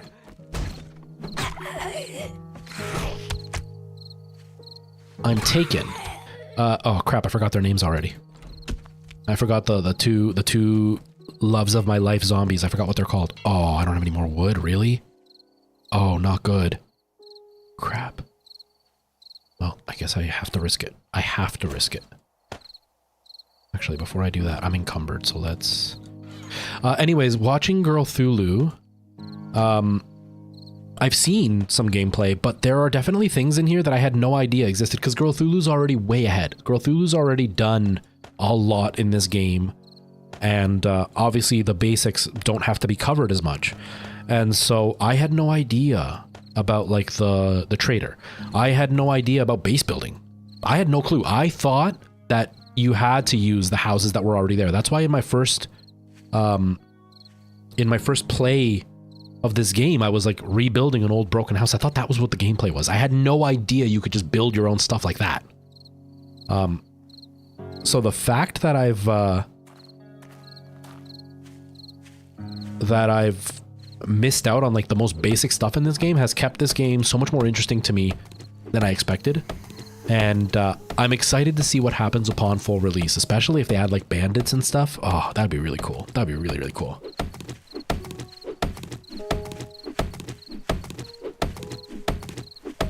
Yeah, like all that stuff, right? Like it starts to become much more of an alive world. Get out of here. Oh, I'm out of stamina. I'm out of stamina. Thank you for the follow, Jay Lavaque. Jay Lavaque? I don't know. I'm sorry. I'm really bad with names. I'm sorry. Skillless Caden. This is 7 Days to Die. Get out of here. This is the zombie that is obsessed with me. She has her boobs out all the time, hoping to seduce me. This one's name is Weewin. The other one was Merle. And they're both trying to seduce me at all times. It's pretty hard to deal with sometimes because I need to give... Well, Miguel is the one that they're obsessed with. Miguel needs to give love to everyone.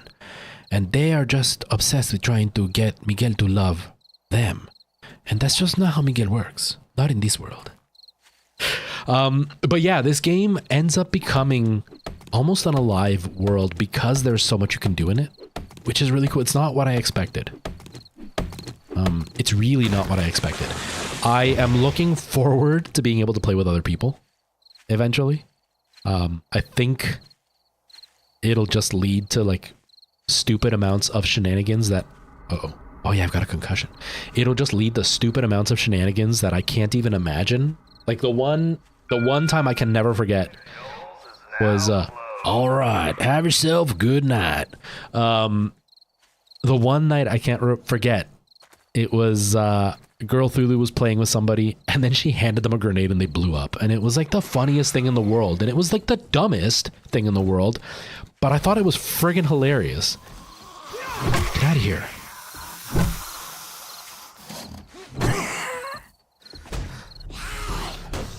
Get out of here. I don't want to commission your art. I don't want to buy emotes from you. Go away. I'm gonna die. I'm already gonna die. I'm already gonna die. I'm bleeding and I'm gonna die. There.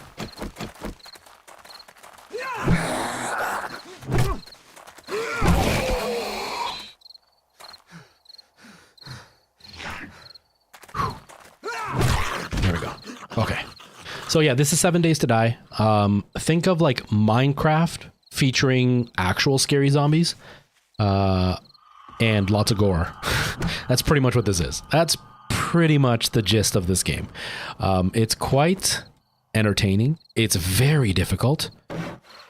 And I have zero clue what I'm doing. I play survival games. I do not play this game. So I hadn't played this game. So I am very, very much lost. And very much not good at this. But I'm loving it. Right? Is my house box not the most impressive thing? Look at this. Look at this. I can bring a date home to this place and guarantee she's going to fall instantly in love with this. And look, it's exactly like a bachelor pad would be because my bed is on the floor.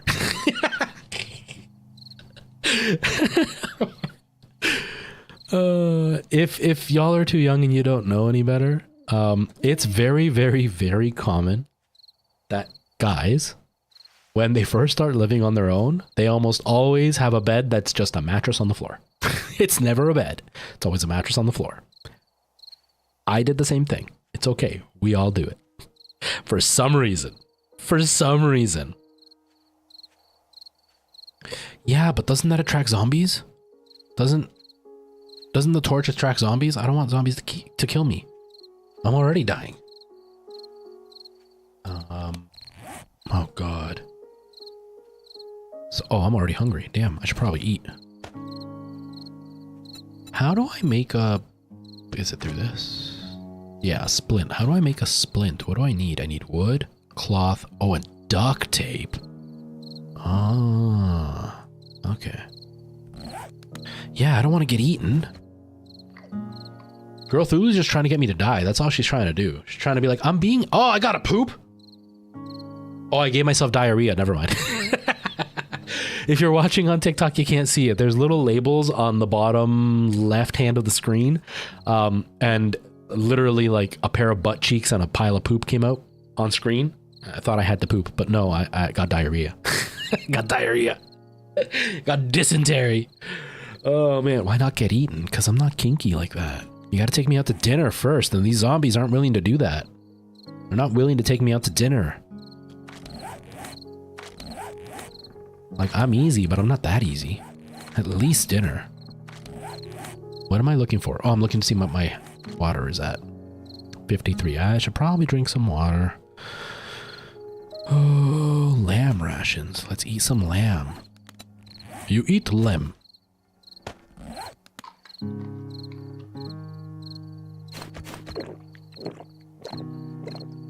Okay. So that should hold me off for now. Oh no, we win. Dead charger. No.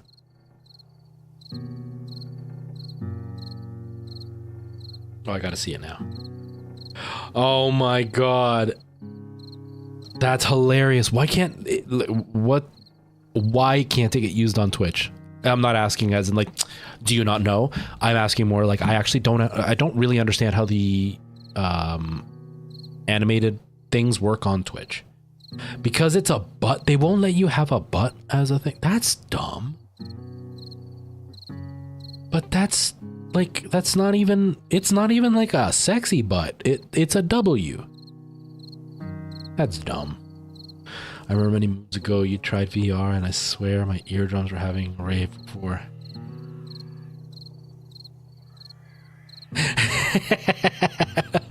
Oh, Mark, I am quite the yeller. I do scream quite a bit. I haven't, oh God, I don't want to get eaten. But I need to, like, oh God.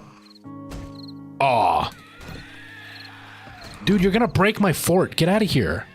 You have a very scary scream. Oh, you are the ugly one. Did you really die that easily? How did you die easier than all the other zombies? And yes, Girl Thulu, I made... Oh, there's another one. I made the game slightly easier by reducing their sprint to a run at nighttime because I am scared. Because I suck. I'm not ready. I tried so many times. I had to restart so many damn times. Baby steps. Baby steps, okay? Don't judge me. I mean, judge me all you want, because either way, I'm embarrassing myself anyway. But still, don't judge me too harshly. Just a little bit harshly. Just slightly harshly. Oh, my nose is so itchy. You like boobies? Those boobies are pretty great. But yeah, Mark, I'm quite a big screamer. I haven't done a lot of screaming lately, mainly because well, first I was getting you wrecked my building, you jerk.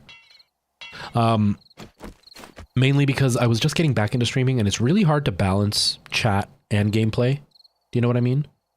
And so I was out of practice. Plus, I'm streaming to 3 platforms, so there's like triple the amount of things I have to watch. Mind you, Twitch and YouTube are all in one chat window, so it's...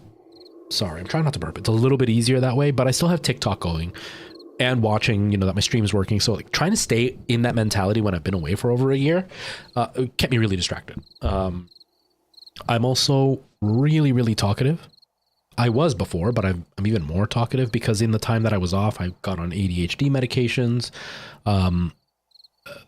I don't have as much of a social life as I used to. Like I was doing theater and stuff, so I talk to a lot of people. Now I spend like 99% of my time completely alone, so I don't talk to anybody. So like I talk a lot more on stream now. And I've been incredibly stressed out lately. Like insanely stressed out. So I haven't been immersing myself into the stream to the level of being scared like I used to. It's getting better though, because earlier I had a follow and the follow scared me. Not like scream scared, but it made me like flinch. So we're getting there. We're getting to the point where I'm starting to get immersed into what's happening. And if I'm getting immersed into what's happening, it's not too far off that I'm going to start screaming because of something bad happening on stream. So I am looking forward to that. It's gonna happen, just not quite yet. I'm scared. Oops, I'm scared. Close the door. Okay, I'm scared to go out there, but I know I have to because I'm just like standing around. I'm wasting time. I should be resource gathering. Let's do it. Gotta get some wood. Oh, there's another spider dude. Oh God. Is it just one? Is it just one? It's just one. Where are you? Oh, there you are.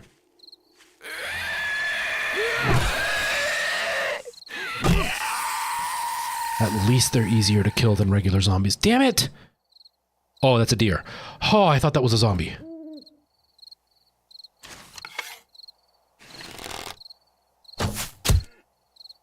Dyke, fall. Like, does one bow not...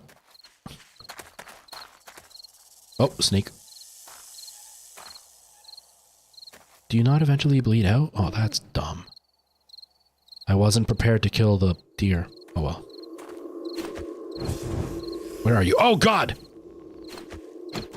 No, no, no, snake. I'm not trying to eat you. I was trying to eat the deer. Go away, snake. Oh, Brian. So the whole jump scare thing started because I saw one of my other friends do it. And then I implemented it because that's what we do. We steal people's ideas and we use them. No, it's a pretty popular idea within streaming. But my friend was doing it. And at the time I had just bought the PlayStation VR and I was playing Resident Evil 7 in VR. And to me, it was too good to pass up.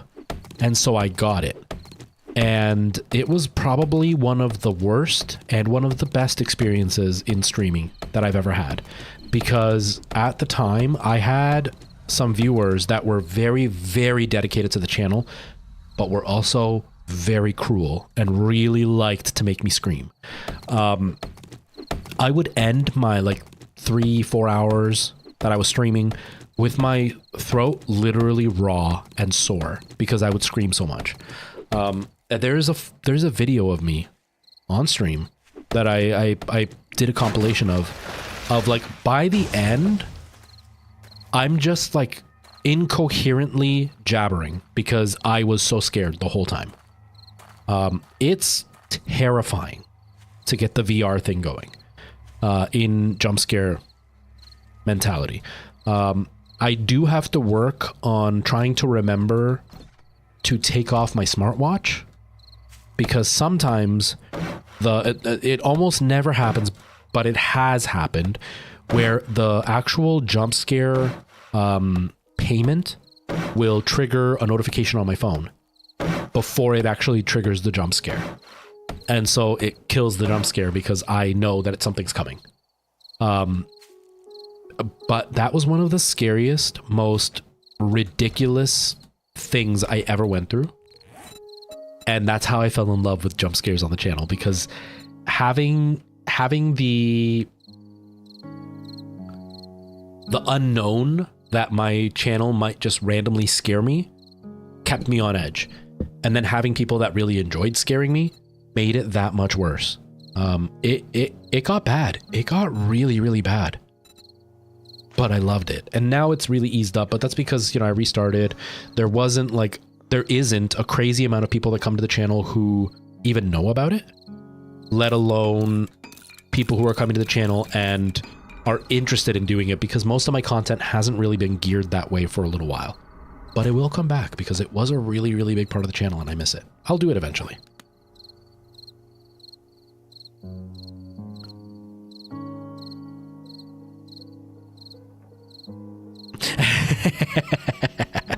Oh, the integration thing. Yes. So a girl Thulu told me about it. I am going to implement it right now. I'm not using channel points or anything. Because up until recently, I wasn't really planning to take streaming too seriously. Because okay, well, at least I can hide here if the stupid angry bird thing comes after me. That's good. What time is it? It's 2 in the morning. Okay. But I'm going to implement it again. I just didn't want to have channel points or anything because I turned everything off. All the alerts, because I had like channel point redemptions for like memes and stuff to be triggered on screen. I had that all turned off.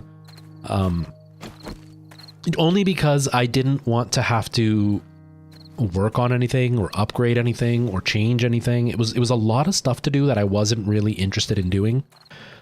Because when I came back to streaming, I wasn't coming back with the intent of it being run like a regular stream. I came back with the intent of, I'm going to play these video games. Might as well do it live so the people that know me can pop in and say hi, but not really to run a stream. But now that things have kind of changed and I'm going to have way too much time on my hands, I'm going to start implementing stream level stuff again. So I am going to implement the chat integration to the game to make it a little bit harder. I need to learn the basics though. I need to learn the basics. Oh no, your phone's gonna die. Weewin, don't let it die. Don't let it die. But yeah, Brian, the jump scares in VR were rough. And right now what I'm struggling with is I'm feeling lazy. I'm feeling lazy to figure out the way to get the chat to fully work while I'm in VR, because that's one of the things that a lot of people don't think about because they don't do it. That getting chat to work in VR can be a complete nightmare. One, you have to find a way to get your chat visible to yourself. Two, you have to find a way to do it where you can still be immersed in the game, but also not forget that you have a chat to watch, because sometimes you can get so involved in a game you forget, you lose track of time. Like there are times that I'm playing Subnautica in VR and I think it's been 10 minutes and I look at the clock, it's been 2 hours. So it's really easy to kind of forget about chat when you're in VR.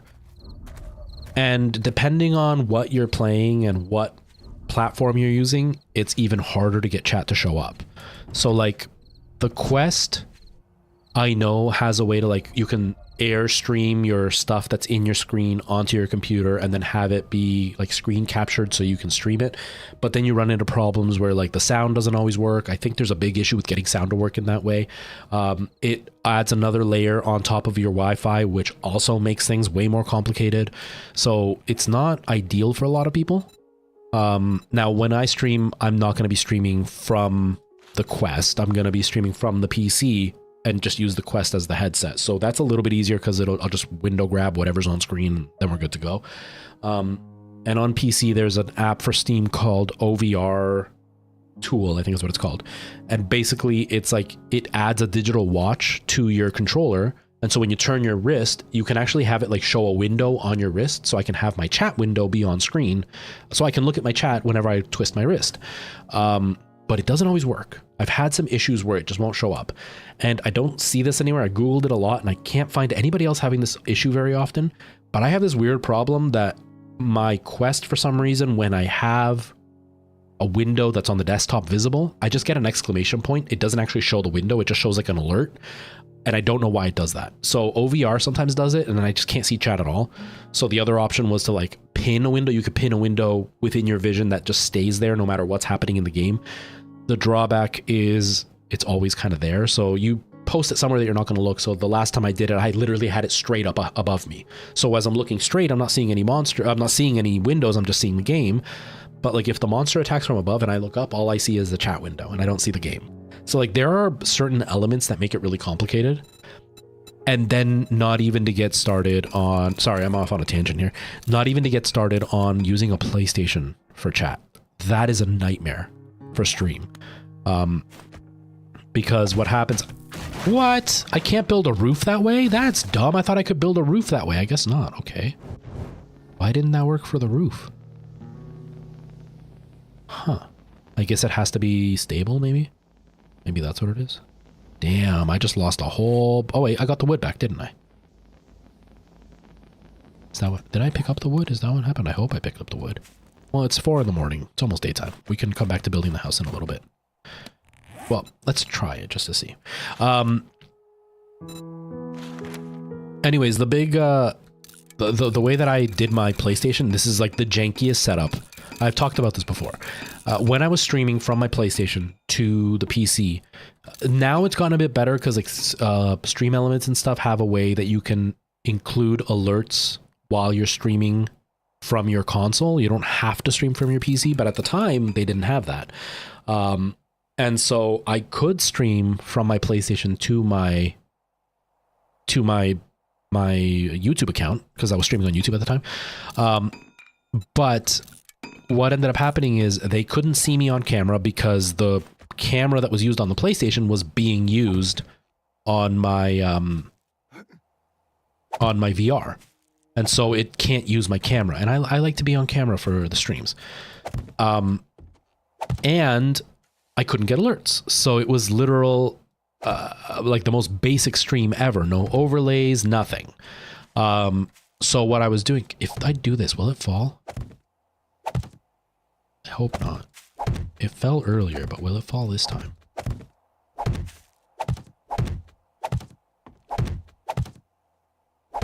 Okay, it seems to have worked.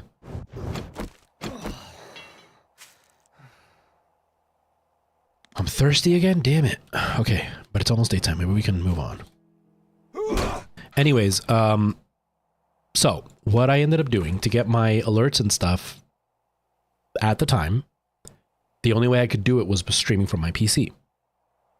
And at that time, no, I already had a capture card, but if I streamed from my PC, I couldn't see the chat in VR. That was the problem. So if I streamed from my PC, I couldn't see the chat in my VR. If I streamed from my VR, I could see the chat, but then there was no alerts, there was no camera, it was really limited. So what I did was I had a secondary channel, a secret channel, not secret, but it's a channel that I built originally just when I first started using YouTube, like friggin' 20 years ago or whatever it was. And so I would stream from my PlayStation to that channel.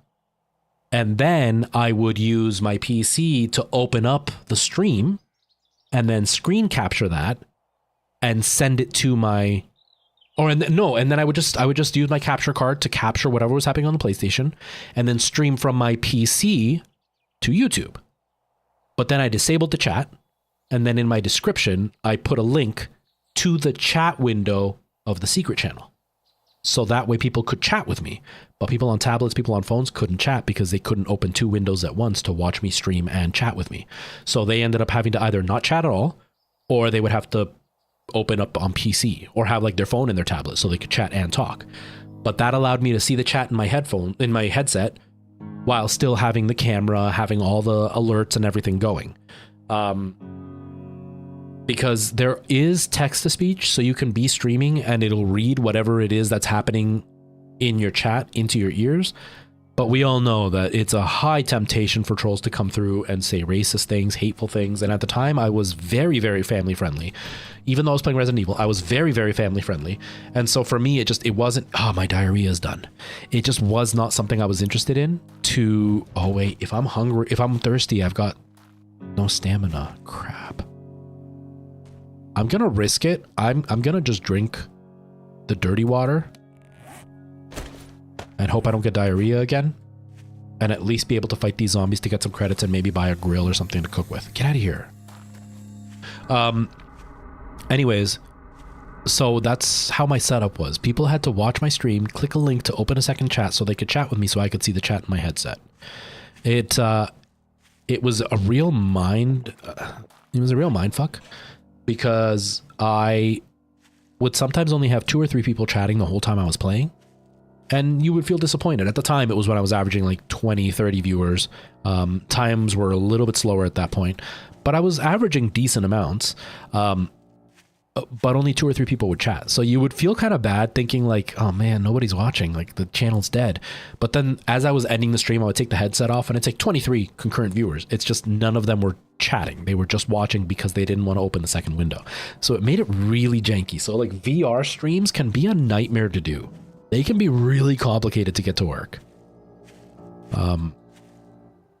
But I'm really, really wanting to do it. I really, really want to start implementing some VR stuff. I'm just not doing it right now because I get so immersed. And I have to set up the green screen and kind of like make things work properly for the stream. But I'll be implementing some VR stuff soon. I'm really, really hopeful that it won't be too long before I can buy the PSVR.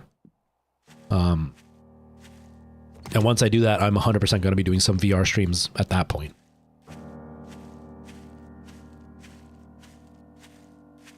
What's that, Weewin? What's that?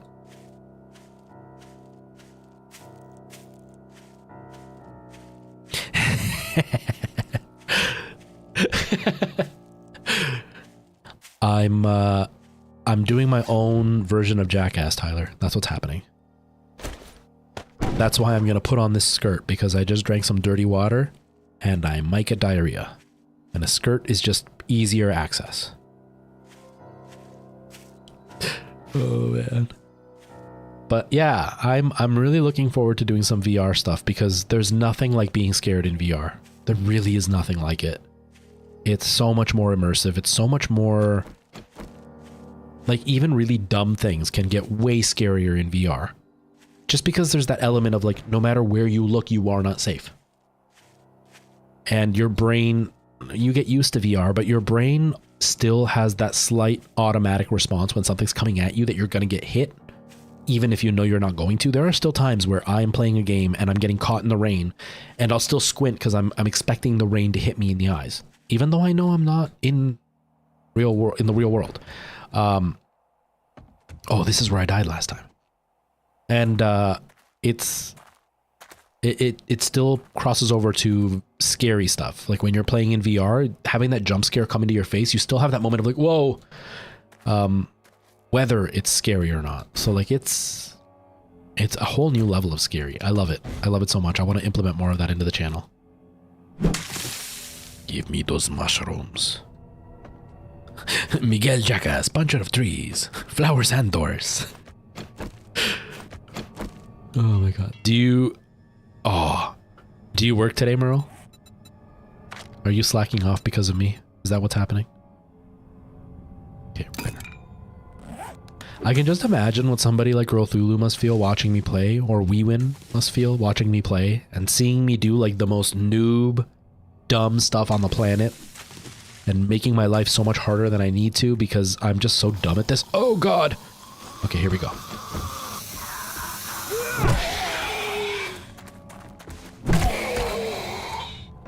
Hurry up, refill! Oh my god, it refills so slow.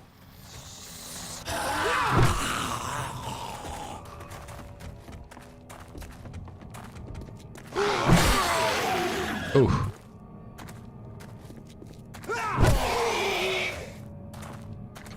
Come on, refill. Are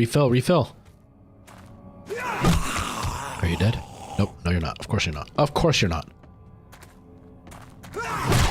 Oh, gross. Oh, that noise is so gross. Oh, you worked yesterday, but the night was way longer than expected. Jesus, Merle. I hate when that happens. It's okay. You get to relax listening to my voice. My not deep at all voice. That is still sensual even though it's not deep.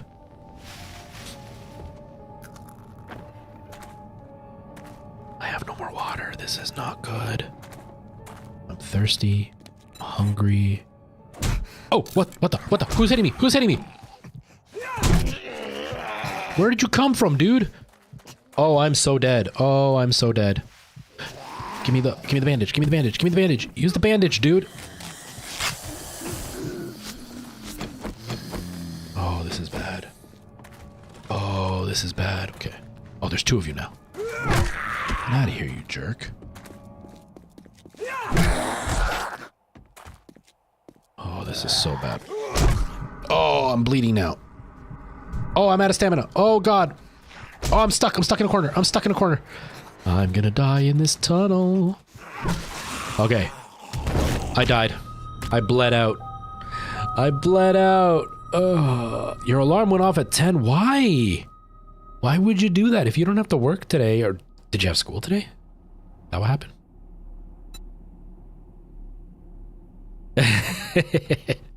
Can't escape. Cotton Abigail. I did kill one. What does that mean? Does me killing one mean something? Oh my god, Merle. Get some sleep. You're gonna make yourself sick. Everybody can hear the game, right? I'm just making sure. I want to make sure that I'm not playing and everybody's just listening to silence and me talking the whole time. Less to kill to get my backpack. Yeah, that's true. Did I kill both of them? I think I killed both of them. I just bled out. I think I killed both of them. I just bled out and died. I think that's what happened. But the mission has failed, right?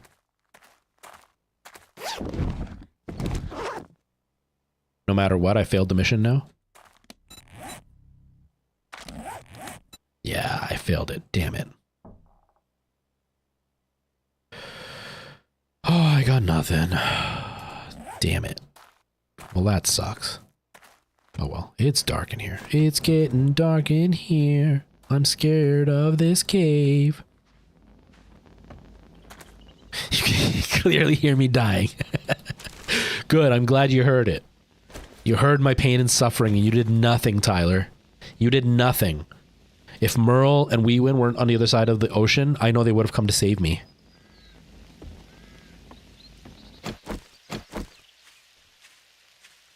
I love those new emotes. They're so good.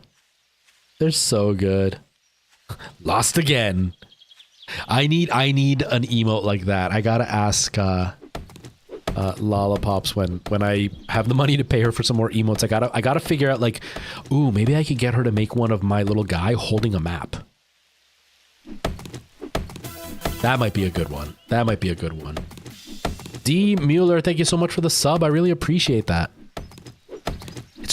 I think so. Earlier, right now that I've been thinking about it, earlier I was mentioning how my YouTube is finally getting followers. Like I went from 5.2 for a really long time up to 5.6 over the last like 5 months, 5.6K. And I just look now and I'm at 5.71, I think it was. But now that I think about it, I don't think it's because I'm streaming more or because I've been making more consistent content. I think it's my one video about DK Oldies. I think that's the only reason people are following me right now is because that one video hasn't gone viral, but it's getting the most views I've ever had on any YouTube video. It's got like 100,000 views, which on TikTok is nothing, but on YouTube, it's quite a lot. I think that's why I'm getting followers. It just occurred to me because everybody that's followed today hasn't chatted at all. So I think they're following me because of that video in particular.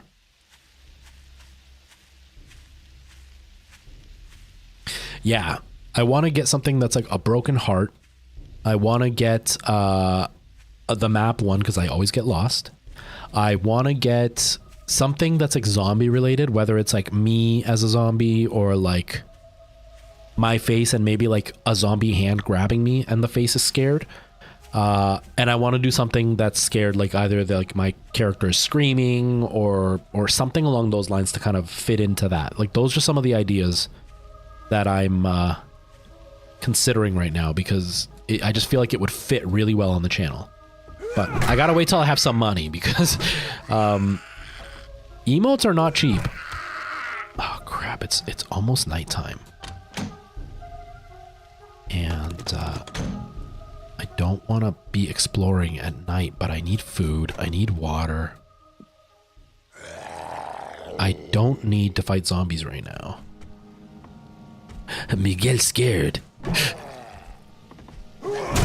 Yeah, maybe I could get her to like make me a suave emote for Miguel and then have a scared suave emote. I don't know. I gotta see. I gotta see what I can like come up with for ideas for her to draw. Because obviously with emotes, the biggest problem with emotes is they're so small. It's very hard to convey what you're trying to say in such a small window. That's what I struggled with. Because, oh, it wasn't nighttime. It was just raining. It's only 9 in the morning. Because it's really hard to like fit everything into a little tiny image like that. So I gotta see what she can do with my basic idea. It's kind of like going to a tattoo artist where you're like, I have this idea. The tattoo artist is like, that's not possible. This is what we can do with it. So I gotta go in with that kind of mentality. But yeah, maybe I could do something for like a Miguel emote.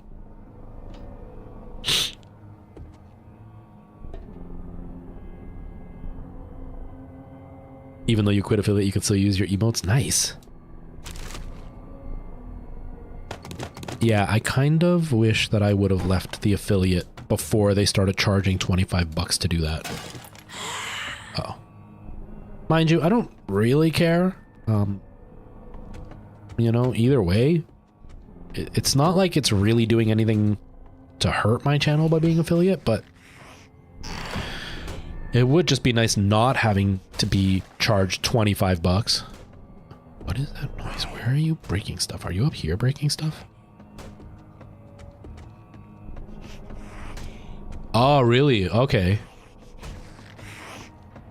So it's one of those things where it's like, you know, that's always been the rule, right? But people are getting outraged because they're looking for stuff to be mad at.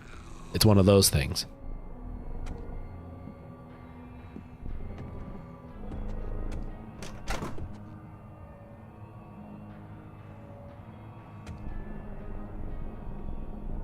Yeah, Mark Leap, I don't really use Discord. So my Discord is inactive. The link is expired.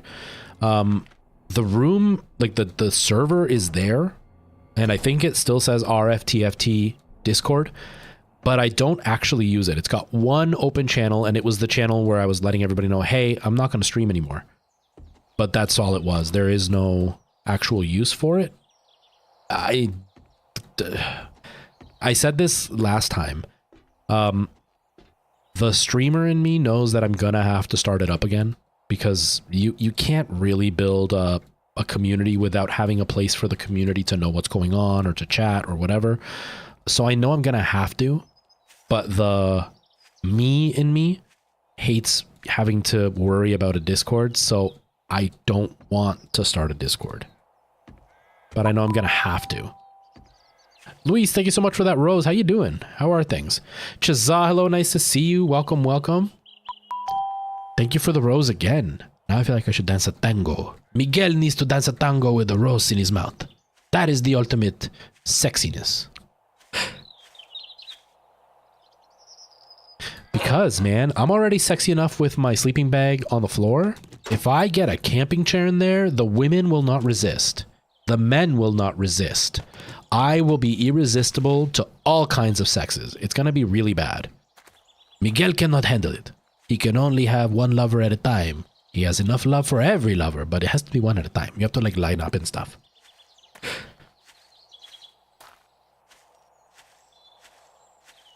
Yeah, that's exactly it. It's a time sink. And I was saying this before. Somebody was like, yeah, but like you can have moderators take care of your channel for you.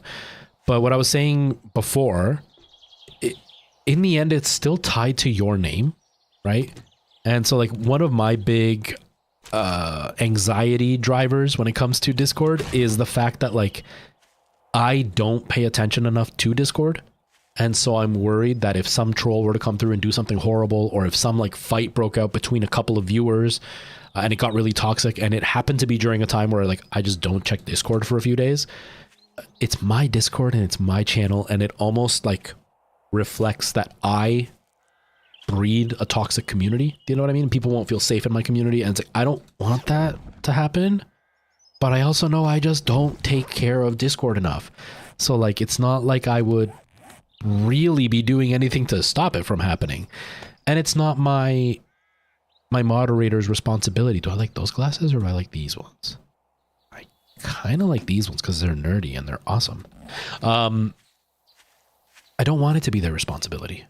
I would need them to be responsible for it because I can't handle everything all at once. But I don't want them to feel like it's their responsibility if something goes wrong. I need to be the head of that, and I just don't have that in me right now. And you have to sink time into it, and you have to like foster it, right? Like anything else, you have to like once in a while send messages, and once in a while like have game nights or movie nights or whatever, just to like let people know you appreciate them.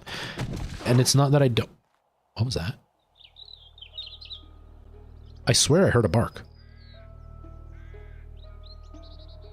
I'm not crazy. There was a bark, wasn't there? That was weird. Is that my Antonio Banderas voice? No, this is Miguel. Look, oh, you're on TikTok. You cannot see Miguel. I will show you Miguel though. Let me show you Miguel. Where's my mouse? This mouse. Never mind. game capture. This is Miguel.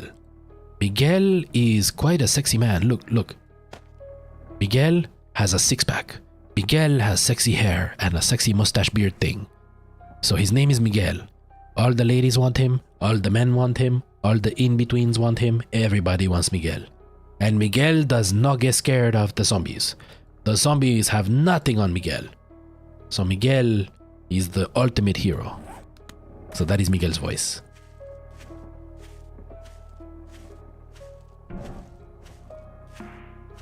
Mostly on trees though.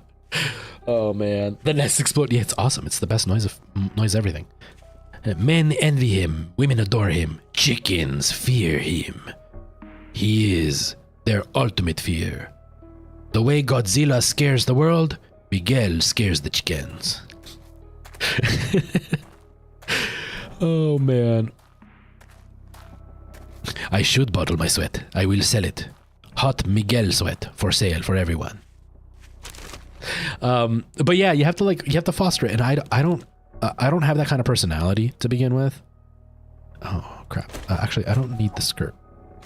I don't have that kind of personality to begin with to foster something like that, and it's just I don't want to get sucked into the drama. You know, there's a lot of drama that can happen, and I just don't want to get sucked into it. And it's really easy to get sucked into it when you have a personality like mine. I was mentioning this last stream. I don't think you were here for that, Girl Thulu. I don't want to name names in case, because people that know these people pop into my stream once in a while, and I don't want to name names. But one of the streamers was telling everybody apparently that they were dating a different streamer that is friends with me, somebody that I know really well. And I know for a fact they were not dating. But this other streamer was telling everybody they were dating. And it caused a lot of drama for my friend. Because my friend had no idea that this was being said. So certain things my friend would say were being interpreted with the idea of he's dating this other streamer. So it made him look like a really bad person when he had no idea that was happening. And then years later, he found out what happened. And it's just like, stuff like that can happen on Discord, and I just don't like being a part of that. But I also know that's all the negative of Discord. I also know that Discord is a great way to stay in touch with other creators, with other viewers who are interested in your stuff. It's a great way to show people that you appreciate them and to dedicate some time to people who deserve to be thanked. And so like I feel guilty for not having a Discord, because I know that it's gonna be seen as I don't care about people that are watching my channel. But I can't handle the stress. Oh my God, the drama just like, I'm so paranoid about it. I'm so paranoid about it. Even the trees fear him. That's true. Everybody looks at me and they're like, oh, it's time to hide all the doors. Your chickens, get them away. They're gonna be in trouble. If the Titanic was sinking and Miguel was there, it would be all the chickens and doors get in the lifeboats first. And the lifeboats, you have to run away too because you are made of wood. All of you have to run from me. Everybody fears me.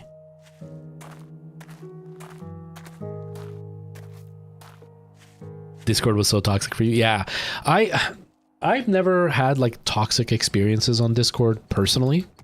Like I said, I had the one guy that was a moderator, but he was a toxic person. He had a lot of issues he had to work through, who attacked me and attacked a bunch of my viewers and stuff like that. But that was going to happen with or without a Discord. It just happened that Discord was the easiest place for it to happen. But Discord has a lot of risk involved with it that I think a lot of young viewers don't inherently understand. And it has a lot of risk for streamers. There are plenty of occasions where Discord messages have leaked because a streamer's been really inappropriate. But there are times that Discord messages have leaked and it's stuff taken out of context and it makes the streamer look like they've been inappropriate when they haven't been. And then when the full story comes out, the damage is already done. You know, and so like, I don't want to be a part of that. I was mentioning this before that I had, you know, this one woman who used to come to the channel and would like boast about giving donations, and then she would like DM me asking me like what game I wanted because she was going to buy me a game, and like being very, it wasn't really flirtatious, but it was very like, I want to give you money. So it felt flirtatious. And that's where it gets really dangerous. And then I had like another one. This is the one that really like freaked me out, where I stopped answering all DMs. Was I had this person come in and they sent me a picture. Like they said, it's my 21st, or no, it's my 18th birthday. And they sent me a picture of the birthday cake. And I was like, oh, that's innocent. And I'm like, oh, that cake looks yummy. I hope you had a good birthday. And that was it. But then they sent me a picture of themselves, and they weren't dressed provocatively or anything, but she was like in this little skirt and she's wearing these really big heels. And then her next message was, do you think I look pretty? And right away I was like, you're 18. At the time, I think I was like 34. I'm in my 30s. This is really inappropriate to be asking me. And so I was just like, it's a nice outfit. Have yourself a happy birthday. And then that's it. I never responded after that. But it was just like, that is a very, very easy way to jump into starting to flirt, and like way too risky. And if I would have kept the conversation going, even if I hadn't flirted, I could have said something that could have been taken as me flirting. And then all of a sudden I'm in all this trouble when I didn't mean anything. And that made me instantly not want to DM people. That's why I made the one video on TikTok where I was like, why does TikTok force me to open up my chat for everybody when I don't want to, and it's not letting me turn it off?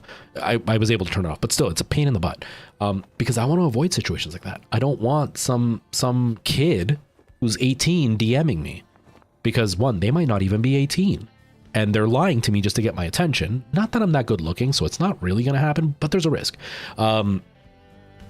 And even like full grown adults, I don't want them messaging me and then all of a sudden they get mad at me and then they take something that I said way out of context, and now all of a sudden it looks like I went and tried to solicit them.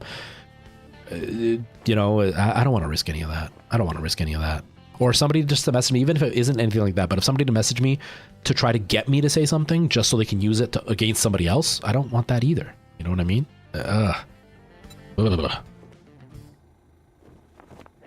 Exactly. He hasn't moved in 2 days. He hasn't even showered. He smells bad because Miguel is just so scary. Miguel is the best. I've got just the He is the real hero. Let's go dig some stuff up. Maybe I can actually get something done this time. I don't want to fight zombies. No, I wasn't trying. I succeeded, Tyler. I succeeded. That is what happened.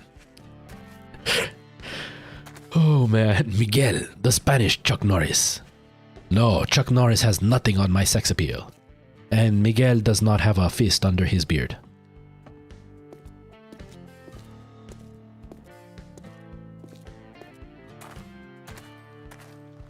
Miguel is the ultimate hero in this zombie wasteland, as he constantly dies.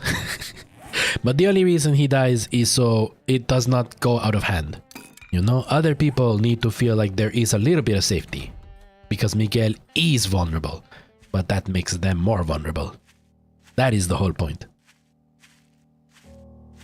But yeah, to answer the question, I know the streamer in me, if I get to a point where I'm starting to have, you know, concurrent viewers that are high enough, and you know, I'm starting to do way more product placement stuff and actually making money doing this, I know that I'm going to have to do a Discord. I know I'm going to have to kind of work through my own issues with it to make it a place that I actually enjoy being there. Because obviously I'm not going to do it if I'm going to hate it. I have to find a way that I'm not going to hate it anymore, so I can, you know, enjoy being there, and I can give a place for people to come hang out. Because right now streams are the only place people can hang out with me, and that's not always the best. People want to hang out afterwards. So I know I'm going to have to. I'm just not there yet. But we'll get there. Because I'm going to have way too much time on my hands. So I'll be able to dedicate more time to places like Discord too. Just right now, I don't have that. Yeah, that's the problem. Tengo tu dinero. You have to pay me. Where's my money? Where's my money? I taught Stewie everything he knows. But Stewie goes a little crazy. From Family Guy, that guy goes a little crazy. He ends up attacking people. I told them only trees and chickens. Like, the whole thing is you go up to somebody who owes you money and you tell them, where's my money? Then you kill their chicken. Then you look at them and go, do you want that to happen again? Where's my money? Then you kill another chicken. And then they pay you. It's as simple as that. I have a hair in my throat. How did that happen? It's in the back of my tongue. I can feel it, but I can't get it out.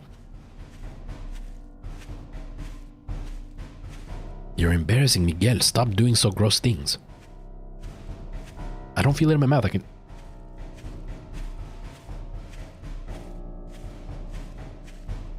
Where's my water? Maybe I can drink and it'll go down. I don't know. Gross.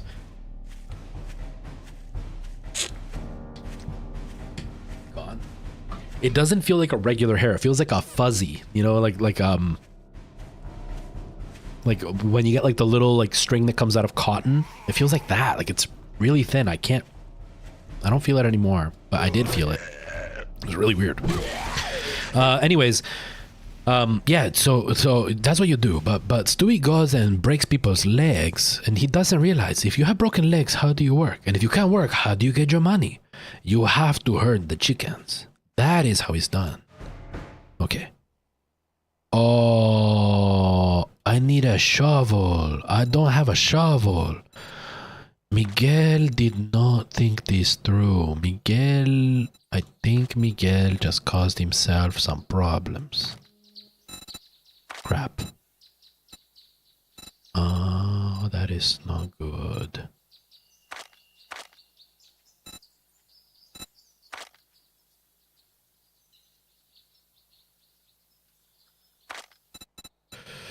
Tools, a stone, shovel. Oh, all I need is plant fibers. Don't go anywhere. Give me plant fibers. Don't step outside of the circle. Do I have enough now? Ha! I can make a stone shovel. We are good. Alright. Okay, now seriously speaking, what the hell do I do here? Do I just like do this? Do I just like break into the wood like this? Or into the floor like this? Is that how I dig to find treasure?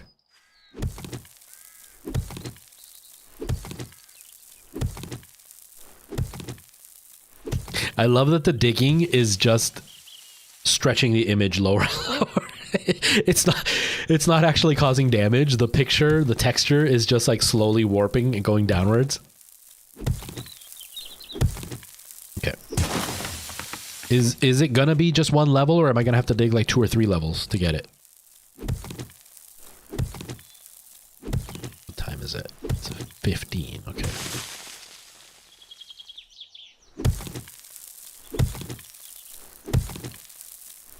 It's good you set boundaries. A lot of streamers don't. Yeah, some streamers, and it's not so much that streamers don't. It's just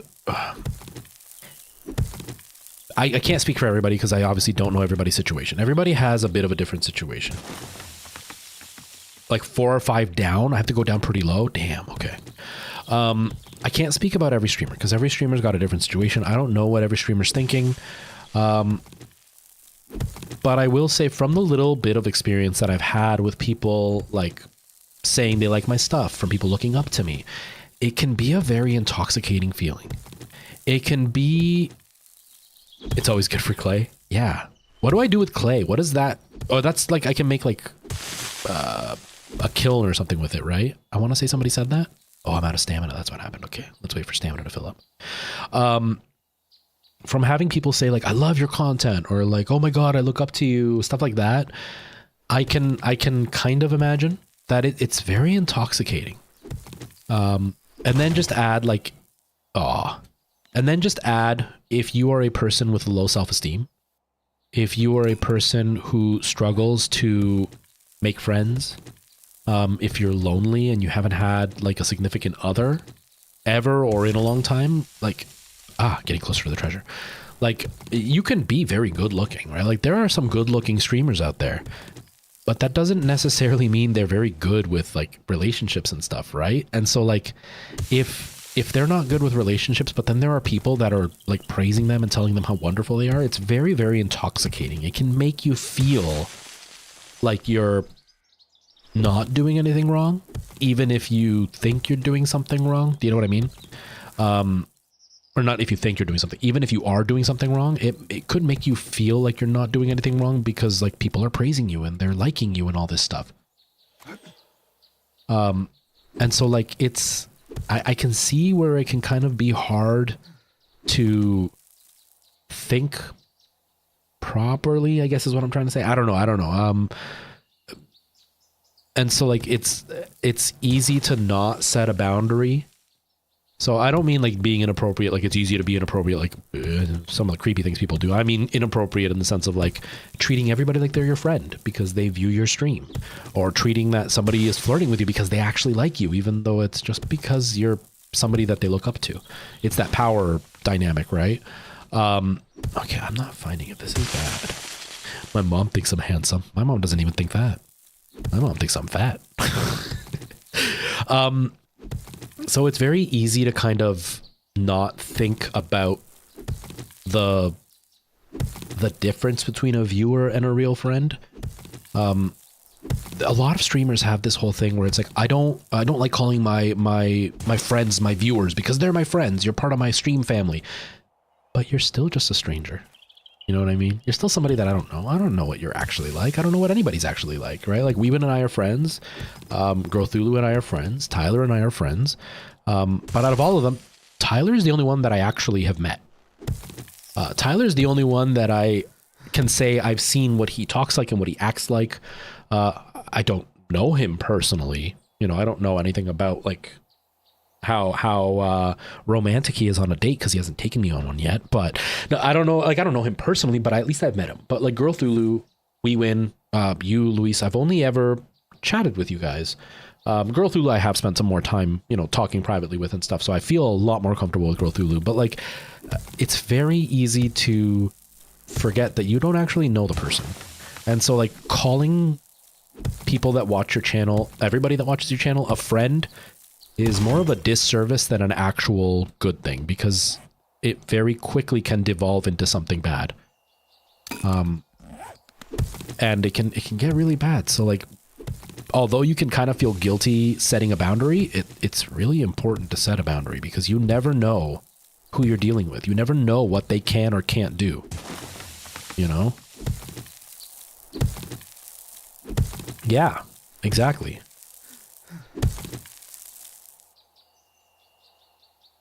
Yeah, Brian, exactly. Like the whole point of Discord is for people who can't make it to every stream, or like if there's going to be like a surprise stream or something special, I can let people know on Discord. And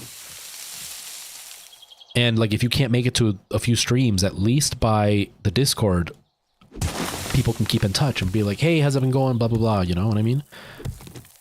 I don't know where to dig. I'm sorry, man. I'm bad at taking hints.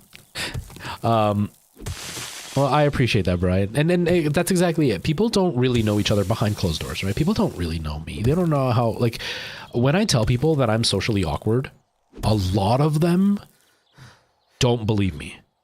A lot of them are like, what do you mean? You're so easygoing. Like, you're so talkative and you're so energetic on camera and blah, blah, blah. That's because I'm literally sitting and talking to an inanimate object. And I'm only doing it when I have the energy to put on that front, right? I don't see the treasure. This is getting rough. We're running out of time here. It's 5:30 almost. Whereas like in real life, it's really, really hard for me to be fully outgoing all the time. Wait, why is the circle sideways? I can't, how the hell do I climb out of here? I think I messed myself up. Okay, I think it's right here that it wants me to dig. Let me out. Your name's not Mark? Oh, I knew it. I knew it. It's a sideways circle. Okay, well, let's just keep digging down. I gotta get out of here somehow. Oh wait, no, that's stone, so it can't be. Do I have to use a pickaxe and go into the stone? Is that what's happening now? Holy crap, this is a lot more work than I thought it was going to be. I thought it was going to be way faster than killing a bunch of zombies. Holy crap. Yeah, I'm definitely talkative. But like, people have a hard time. Oh. Is that what I'm looking for? Is that it? I see beware, danger, keep out. Is that what I'm looking for? Ha! We found it. Uh-oh.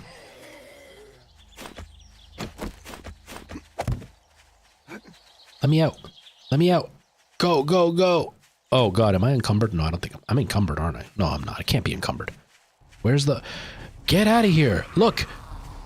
It's Wewin and Merle. They're coming after me. And Tyler. All three of you. Oh, God. Miguel has broken too many hearts today. Miguel. Wewin. Merle. Miguel. Tyler. Wewin. Merle. Stay away. I'm sorry. It's not you. It's me. Oh, man. Thank God. You're evil. You're evil, Girl Thulu. Evil. Oh, man. I wonder. Maybe I could, Brian. Maybe I could. I might do that when it comes time to build like a proper place instead of a little hut with a bed on the floor. Like every other bachelor in the world. Maybe then I'll build a moat. I have to perform the fusion dance. But yeah, like people don't really know what streamers are like, right? Like I can be very, very talkative when I'm one-on-one, but then I go out in public with like a group and I'm super, super quiet. I went to karaoke night a few weeks back, and I sat with a bunch of people that I've done shows with that I've known for years. Right? Like I've known them. I've done shows with them. I've spent hours and hours and hours rehearsing and performing with them, and I like them all. And I sat at karaoke in complete silence. I chatted a little bit to catch up because I hadn't seen them in a few years, but like I sat in silence awkwardly the whole time. It's because people don't really know me, right? It's like when I started talking to Alana when her and I first met, and I was like, I say it half jokingly, but I'm being upfront where I'm like, no, I'm pretty weird and awkward, and I can be pretty picky. At the time, I didn't know everything I didn't know everything about me. So I just took it as being picky and weird. But I was like, I'm kind of picky and weird. And she's like, oh, whatever. Everybody's kind of weird. And now she's like, yeah, you're really picky. But it's like, it's because I can mask really, really well. And on stream, it's even easier to mask because I only do it for short bursts, and then I walk away from the stream and I can go back to being me. So when people don't set boundaries, the viewer can not fall in love, but like they can love the streamer's mask, and the streamer can confuse the admiration from a viewer as like proper admiration and like somebody being like into them. And it could really lead to some messy situations where you trust people that you shouldn't be trusting with stuff, telling them private stuff you shouldn't be telling them because, yeah, you like each other right now, but then you get in an argument, all of a sudden they run out and talk about like the one time you peed your pants in the middle of like VidCon or something. I don't know. I've never been to VidCon, so I didn't pee my pants there. But like, they'll like do stuff like that, and then all of a sudden you're like devastated that this news got out and it was somebody that you trusted, but you shouldn't have actually trusted them. So, you know what I mean? You've made my day. Tyler, you told on yourself. I didn't bring your name into it at all. I didn't tell them about that one time that you peed yourself and how much you cried and how everybody called you Tyler's smelly pee pants. I didn't tell them that.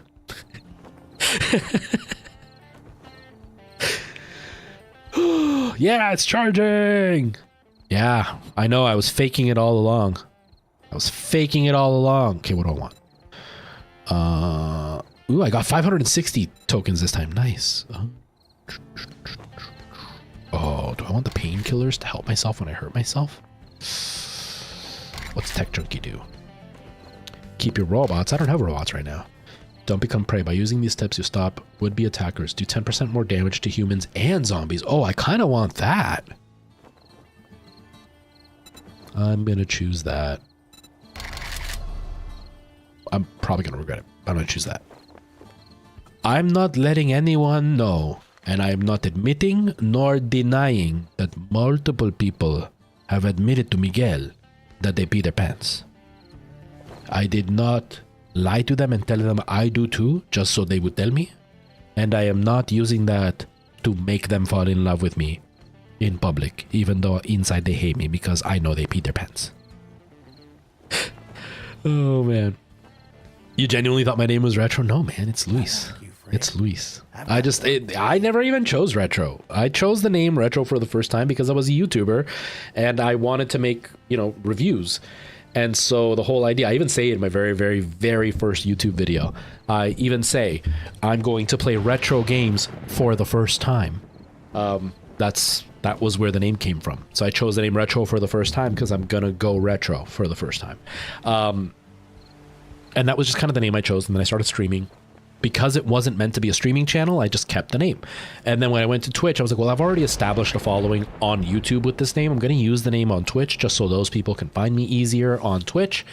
And then it just kind of stuck over the years. I mean, it's been almost 7 years. I've used the name for 7 years. I've been streaming for 6.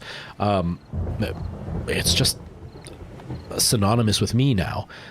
But it's really hard to always say retro for the first time, this and this and that. And retro for the first time, this and this and that.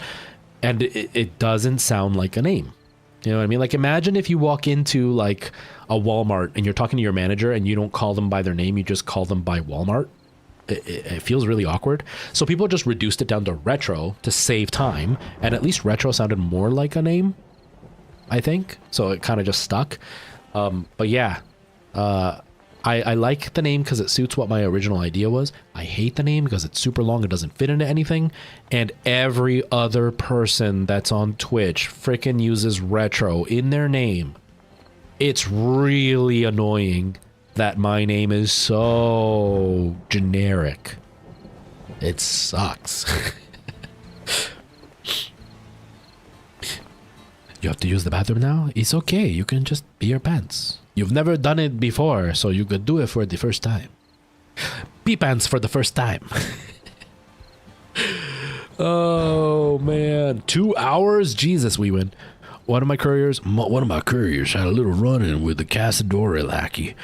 He was able to lose him, but he had to bury the shipment. I'm only interested in our supplies. You can keep the rest of the loot. Be warned, this courier isn't playing with a full deck, so the mark on the map may be a little off. Don't forget, you're gonna need a shovel. I probably should have read that last time. But it's now 8 o'clock at night. You're gonna kick me out of this friggin' house. Actually, do you have a grill I can buy? Do I have enough to buy a grill? Or a pot or something? Cooking pot. 600. Damn it. Oh man, that's so expensive. I am dressed. What are you talking about? Am I not dressed? Happy travels, survivor. I am dressed. What do you mean I'm cold? I am hungry. Oh crap. Can I like sell something maybe? I don't want to sell him my stuff. I like my stuff. It's my stuff. What's brass do? How much? The 200. Is that what he gives me for it? Is that what he gave me for? Where's my monies? 640. Okay, that is what he gave me for it.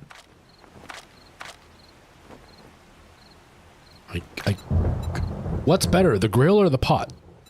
The grill or the pot? What should I get? Grill or pot?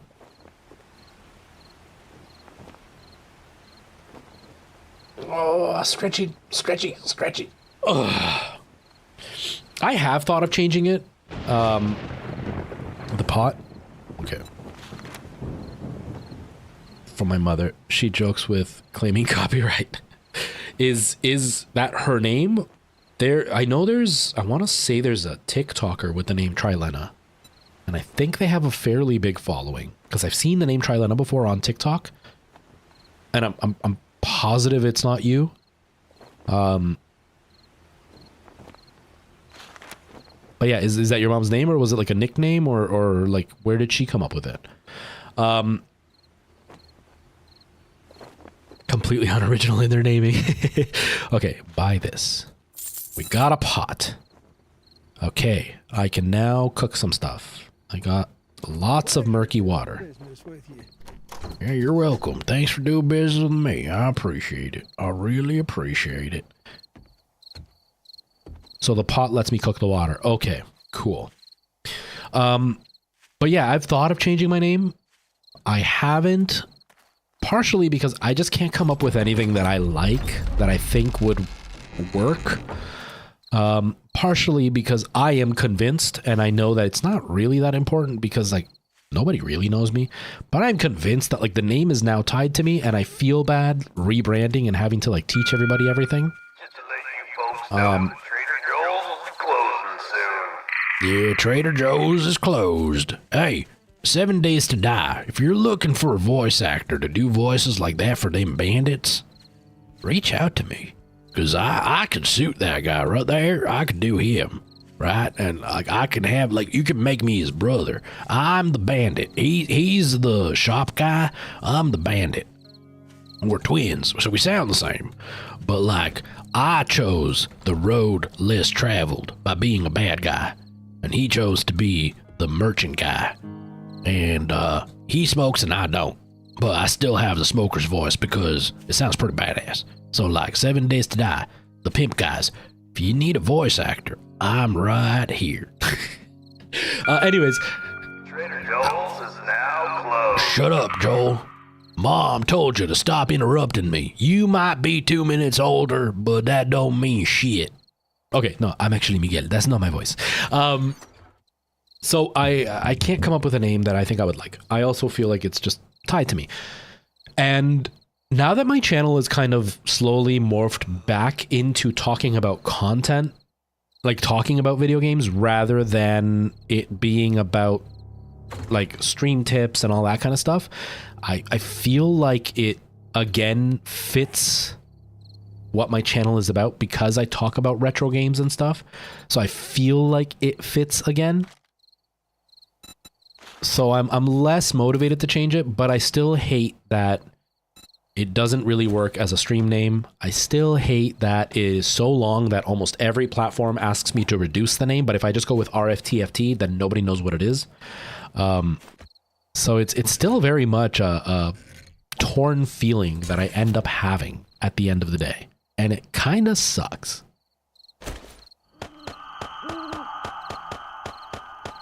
Okay. Now I want to cook a water. And how do I, oh wait. Yeah, then, oh, I have charred meat too. How do I, if I just use,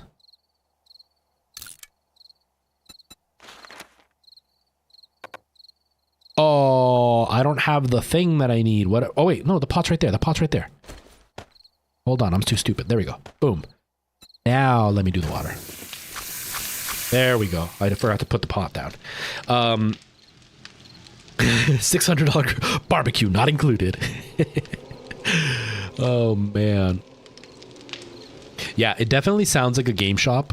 Retro for the first time sounds like a game shop, but that was like the whole idea, right? Like I was my whole scheme with my original channel, like with my original content on the channel, it was that I was gonna at the time, it was during the time that the AVGN, Happy Console Gamer, the Completionists were really at the top of their game when people loved them and they were constantly quoting them. Like we're talking 8-9 years ago that I came up with the idea. And I wanted to do something similar. I wanted to review retro games because I love retro games. The difference was that all these guys, Completionist, Happy Console, AVGN, they had all played these games and they were reliving their memories with these games. So the AVGN was all about how angry old games made him that he remembered playing. The Happy Console Gamer was all the happy memories he had with old games that he grew up playing. And the Completionist was completing the old games that he grew up playing. I wanted to go for the fact that I grew up really poor, so I didn't play a lot of these games growing up. And so I wanted to play them for the first time, have my first impressions of the game, and review them as a modern day gamer thinking of retro games without having experienced retro games. And I explained something like that in the video, and I ended off with like, you know, I'm gonna play retro games for the first time. And that's where retro for the first time came from. So I felt like it fit the niche perfectly. But at the time, I didn't really know how to make content, like the physical part of like recording content properly. I didn't really know what worked and what didn't work. And I was also literally just posting videos and not doing any other work outside of that. And I was only posting videos once every couple of months. So it wasn't very consistent. I was only doing like 5-minute videos when like 10-minute videos are really where you want to be. I didn't know how to script write. I didn't know how to edit properly. Like there was a lot of stuff that kind of got in the way. And through that, I got into streaming, and then it just kind of fell into the back seat. But now that I've been doing a lot more content on TikTok, and my content has gotten to a point where I'm happy with the quality, and I'm starting to talk about retro games and fun facts and all that stuff, I'm feeling like now would be a good time for me to start trying to do the old ideas again. I don't know if I'll get to it, but I do feel like it fits the channel a lot better now than it used to. You know what I mean?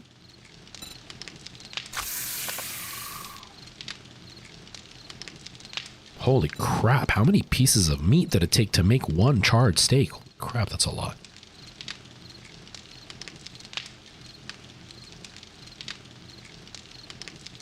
And lost a lot of, yeah, that happens, right? If you don't recognize the name, you lose people.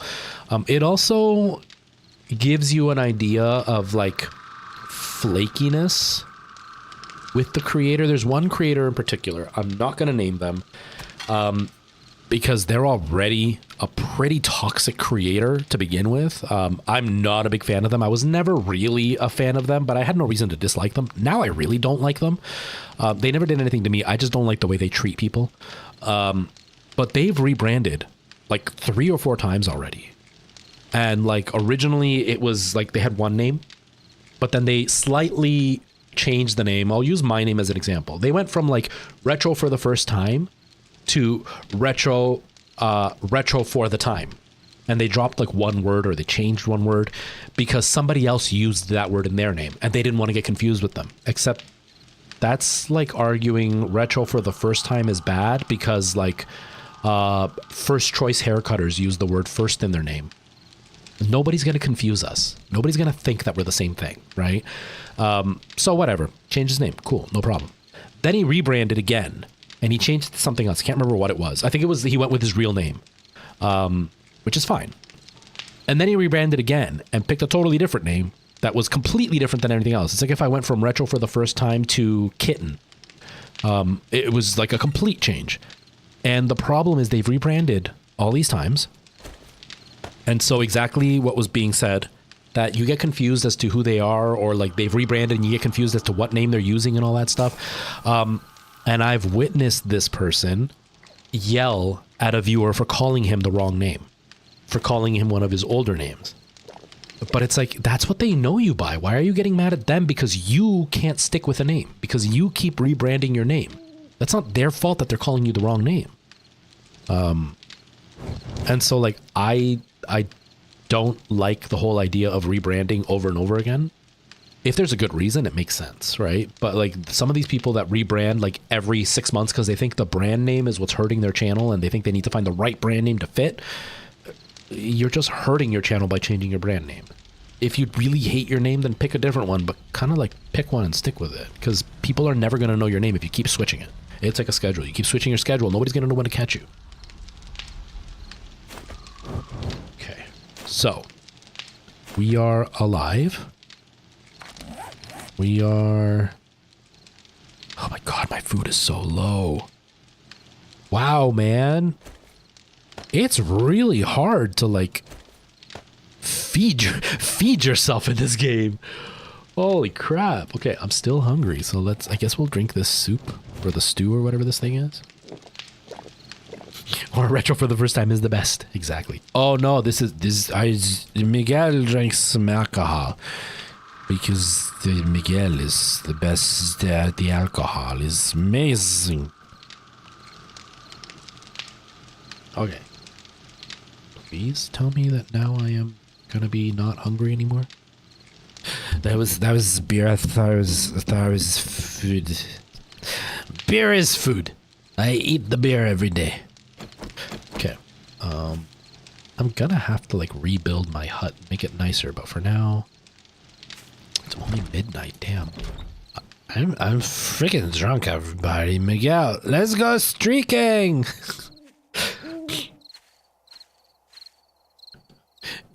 You're open to taking suggestions? I'm so bad with coming up with names, dude. I couldn't even give you a suggestion. If somebody else has a suggestion, I couldn't come up with anything.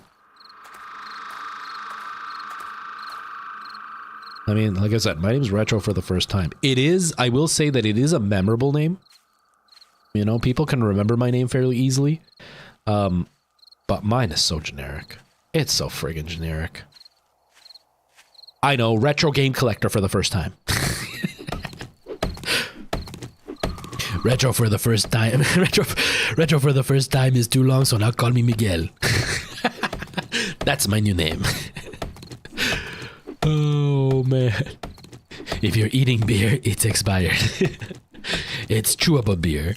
They make chewable vitamins. I make chewable beer. Gross. Oh, man.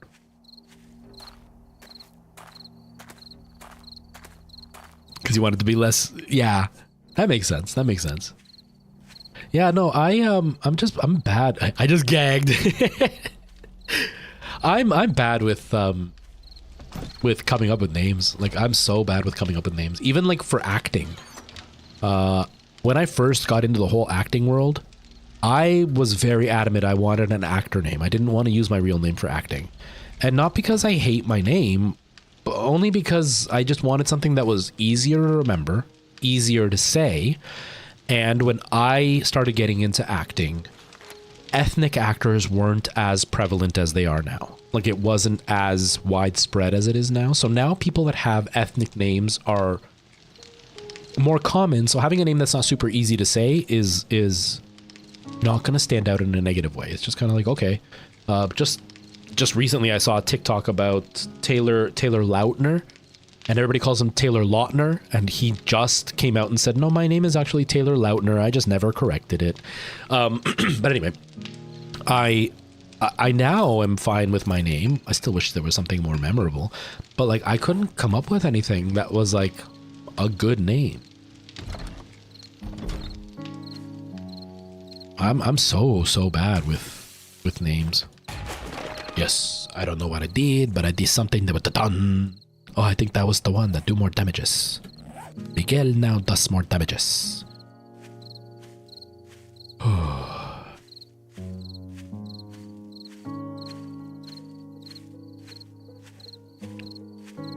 You usually prefer Ty. Now, do you mean like Ty is your middle name, or do you mean you don't like Tyler, you prefer Ty? Is that what you mean?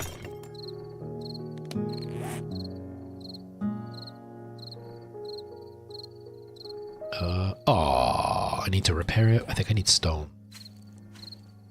Give me some stones. Tyler is too formal. Okay. See, and I call you Tyler. One, because that's what it says on TikTok. But two, because I grew up with a guy named Tyler. Well, I grew up with his brother. His little brother was named Tyler, and he went by Tyler. He didn't like Ty. And so I just automatically say Tyler. But yeah, no, I get it, man. It's like my buddy that I grew up with when I was a kid. His name was, we called him Jimmy. And when we went to high school, people started calling him James. And I thought it was so weird because he always went by Jimmy. And now he's an adult and he goes by James. And I find it so weird that he goes by James because I've always known him as Jimmy. But he feels like Jimmy is a child's name. Like, man, I feel like Jimmy is your name. Or my cousin. My cousin had a nickname. His first name's Oscar. And he used to go by Meyer. Because Oscar Mayer. They would make fun of him. They'd be like, oh, you're an Oscar Mayer wiener. And then they started calling him Meyer as just, that was what they called him. And that was his nickname forever. Or we called him Fernando because that was his middle name. And I always called him Fernando when we were with family. I called him Meyer when we were out and hanging out.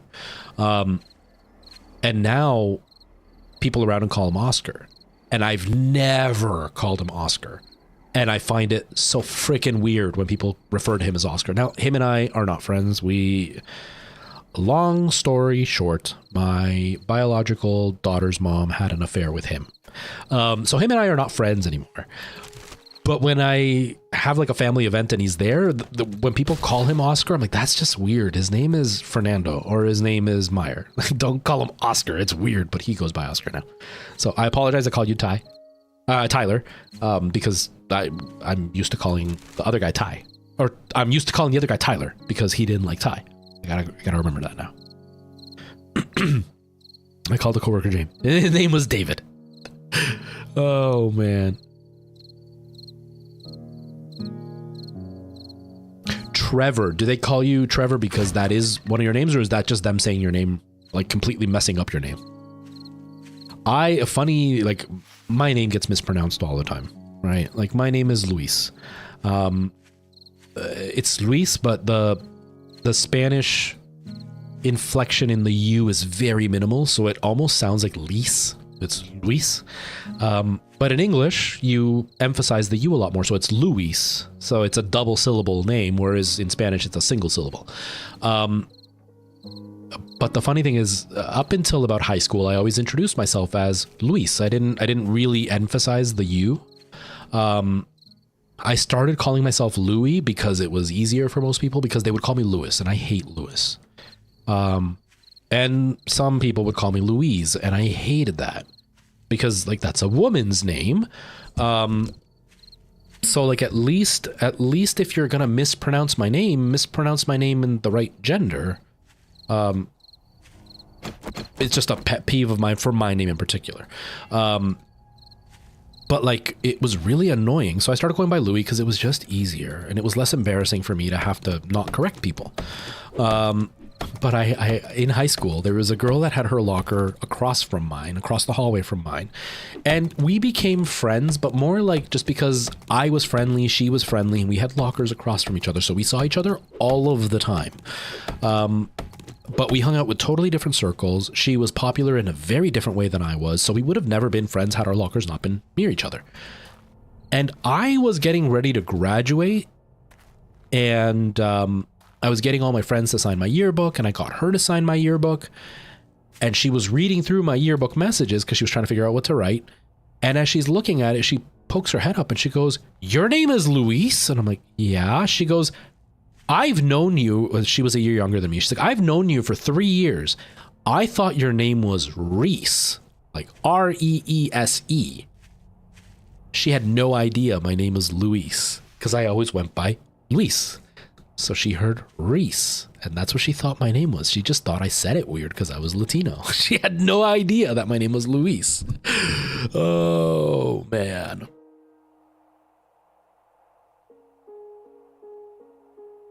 You have no idea if he was joking when his name was Luis.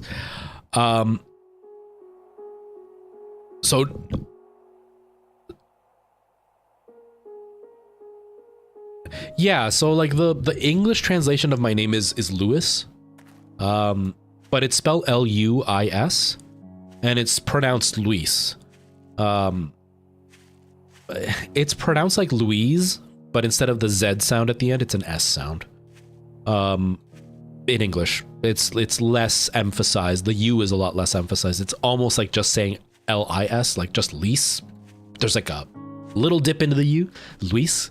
I can instantly, it's one of those noises that if you don't speak the language, it's very hard to emulate it because your mouth isn't used to pronouncing words that way. It's like the last name Nguyen. A lot of English speakers don't know how to pronounce that last name. I still don't do it perfectly, obviously. But a lot of English speakers don't pronounce it properly because it's usually spelt NJ. What is it? Njuyen, I think. I don't know, but I know people pronounce it Nguyen, or they pronounce it Wing. And it's not Wing, and it's not Nguyen, or Nguyen is another way that they say it. It's Nguyen. But because Vietnamese uses the ng sound a lot more than you do in English. Like in sing, ng, that Nguyen, right? And so that's not an average noise in English. So when people read it, they can't comprehend, so they go with wing because their ear doesn't pick up the ng sound right before the wing, like the Nguyen. So it's the same with Luis. If I say Luis, I can hear instantly when there's the Spanish version and the English version. Most of my friends can't tell the difference. I've had friends that are like, no, say your name like properly. And I'm like, okay, it's Luis. They're like, okay, Luis. I'm like, no, it's Luis. No, Luis. I'm like, no.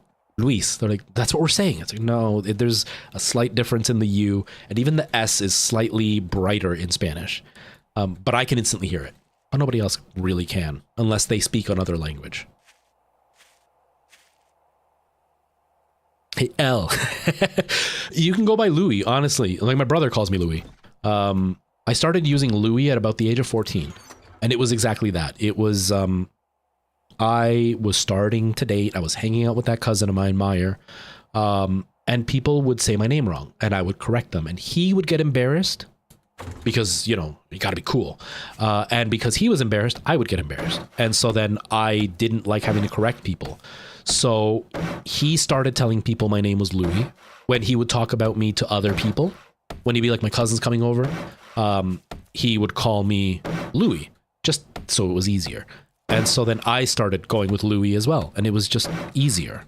High school friends had a really hard time with it because they knew me as Louis because I grew up with a lot of them, right? So they knew me by my name. And I remember I went to college and I introduced myself as Louis. And one of the girls that was in my class would not let up that I was being ridiculous calling myself Louis because my name is Luis. Why am I trying to change my name? But it's like, bitch, everybody calls me Louis. I only went by Luis in high school because everybody knew me that way because I started with that name as a kid. But like everybody outside of school calls me Louis. Everybody. My brother calls me Louis. My sister calls me Louis. I go by Louis.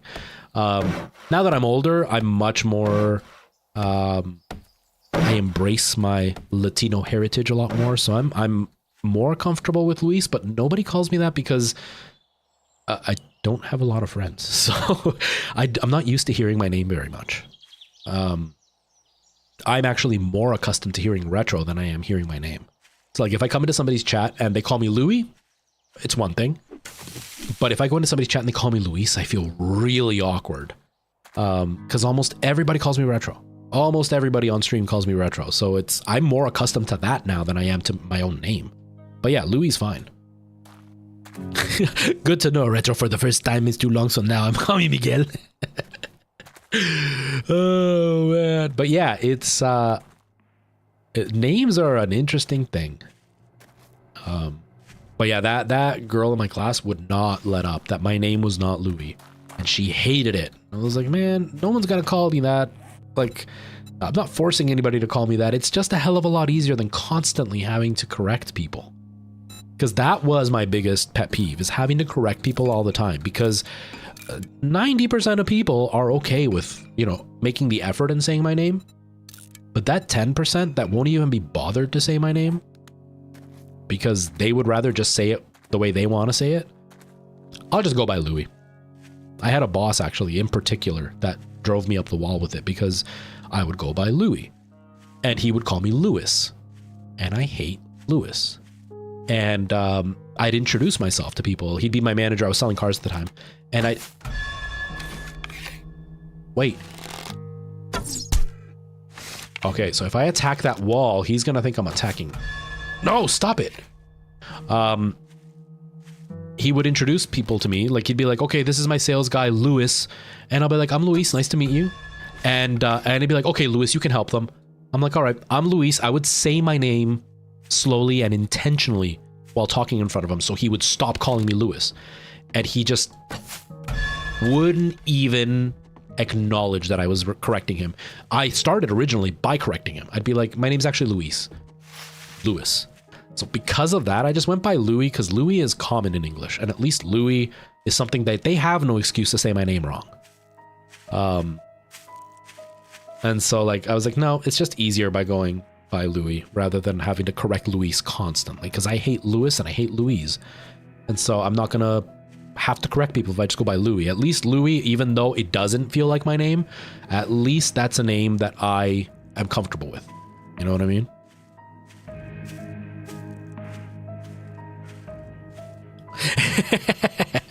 There we go. That's perfect. It flows right off the tongue. Flows right off the tongue. Oh no. Oscar the Grouch. He is pretty grouchy. So Oscar the Grouch could have worked. But yeah, it's like another friend of mine. His name's Alejandro, and we've known each other our whole lives. I actually, when I was looking for pictures of my dad for his funeral, I found a picture of him and me at my 14th birthday. And I had forgotten about that birthday at all. And then I saw that picture of him and me when we were kids, and I sent it to him. But it's funny because like Alejandro is what he goes by. That's his name. That's what we always called him.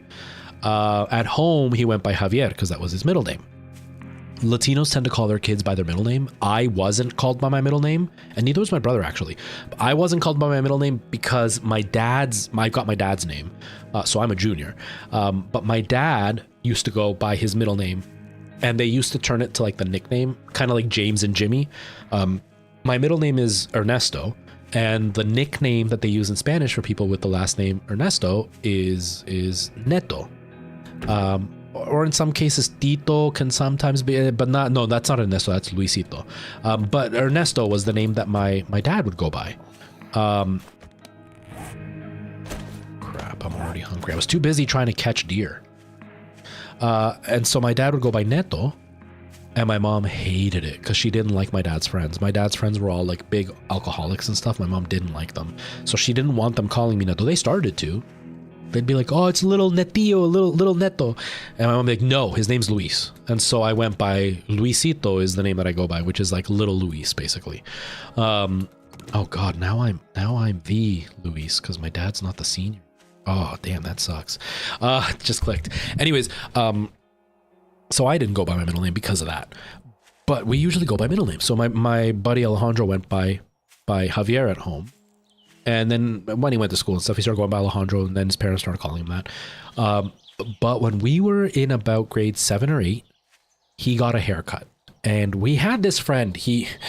I don't want to say he was a douche because he's a very scary dude now that he's older. He's a very powerful... He is part of the Vietnamese community that...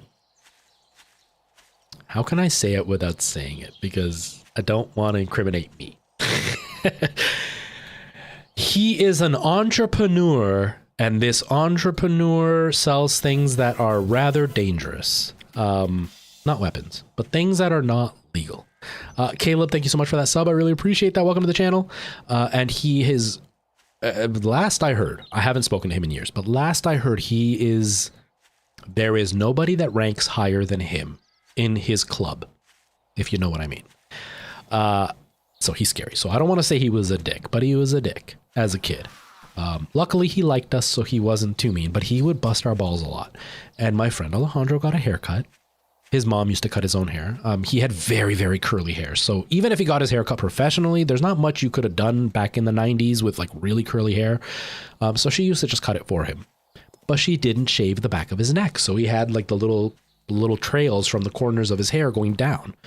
And he came in and he was all proud of his new haircut. And my friend looked at him and he's like, you got a haircut? And my friend Alejandro's like, yeah, I got my haircut. And then he's like, what happened to the back of your neck? It's so hairy. You're like a fucking ape. And it was just to make fun of the fact that he had a hairy neck. But then this guy started to call him ape all the time. And then we all started to call him Apey. And that became his nickname. Like that was his nickname for years. Like I'm talking from like the age of like 12 or 13 until the last time I saw him at the age of 20, he was going by Apey. He now doesn't, because now he lives in a totally different province, and you know, he's introduced himself to new people, so now he goes by Alejandro. But like Apey was his name. And even now when people ask me, because him and I were inseparable growing up, even now when people ask me, they're like, hey, how's Apey? They still ask me based on that name. They don't even use his real name. It's really, really wild.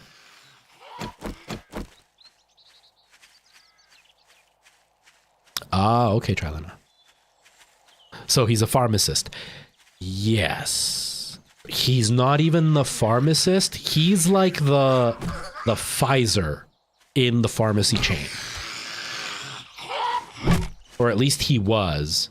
And now he's like the CEO of Pfizer. So he's not like doing the Pfizering, but he's in charge, or at least he was in charge of the Pfizering. The Pfizering. Welcome back, Mark. Hope you didn't miss us too much. I went by Junior because my dad had the same name. Yeah, so at work, because my dad and I worked together for a few years, that's what it was. It was Louis Jr. and Louis Sr. Always. And the beauty was that my dad used to do propaganda on the radio where he would do ads for the dealership, and people would come to see him. And I thought I grabbed another shovel. Oh, I did grab another shovel. People would come and see him. And I would be able to take the customers because he would just use his name. And I could just walk up and be like, yeah, that's me. And they'd be like, oh, okay. And they would just deal with me. And then if like they had seen his picture because he was in the newspaper and stuff, then they'd be like, no, it's a different guy. Like, no, he's my dad, but I work with him and I'm also Luis. So they're like, oh, okay. And then they would just work with me. So it was great. It was a 2-for-1 when it came to the promotions. Yeah, it was, so I went by Luis Jr. at work, or Luis Jr. I've never gone by Jr. anywhere else though. And it's really unfortunate now, not so much, but it was really unfortunate for a long time because my dad and I shared the same name and mail would come and we never knew who it was for. And sometimes he would open my mail without realizing it was mine. And like it happened a couple years ago where poor guy, he had just had a stroke, had gotten out of his hospital, and he went all the way to a city that's about an hour away from here. He went all the way out there. And do I get dysentery again? No, I don't. Okay. Just gonna eat both of them. Maybe I'll drink some water too. So he went all the way out there, and it turns out that they sent the letter for the doctor's appointment to his house, and it just said my first and last name, so he thought it was for him. The poor guy drove an hour to the doctor's appointment that wasn't his. It was mine. I felt so bad for him. Because I went, and I saw him there. But I thought it was a coincidence that we both had a doctor's appointment at the same place. I felt so bad that he went all the way out there. Where it is a headache is I have a car accident on my record. A not at fault car accident. Parked in the parking lot, somebody sideswiped the car for his car in his accident. And they refuse to remove it because they think I'm lying. Except I've never owned the car and I never had it insured. It wasn't my car. But the insurance company refuses to remove it. And they're like, well, it's not at fault. It was a hit and run. So like, it doesn't affect you, but it's still there. It bugs me. I don't want it on my account. Oh, I did. Oh my God. Okay. Can I? Ha! I activated it now. Thank you for letting me know, Ewin. See, I need like an emote that's like embarrassed. Or like something to prove that like I'm dumb. To be like, oh my gosh, of course. There we go, we found it already. Yay! It was way easier than last time. Take it all. Okay. Uh-oh. Uh-oh. Can I like Minecraft jump my way out of here? Put it down. Put it down. Put it down. Oh God!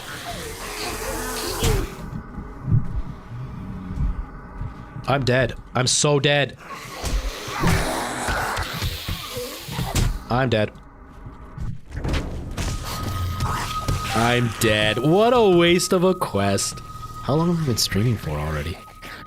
Holy crap, it's already been 3 hours. I should stop. Yeah, like a face palm or like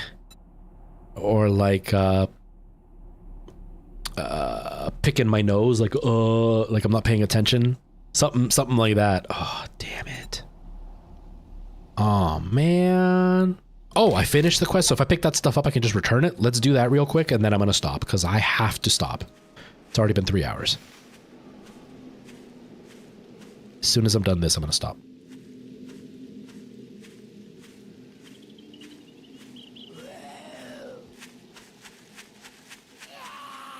I hear the zombies. I hear them. Stop screaming. Surround sound. I hear them on my left and my right. Now the question is, am I going to be able to reach in the hole to pick up my stuff? Whoa, I almost fell in the hole. Oh man, I can't reach it. Can I like... Okay. Now, can I... Ha! We did it! Go! There, keep me warm with the torch.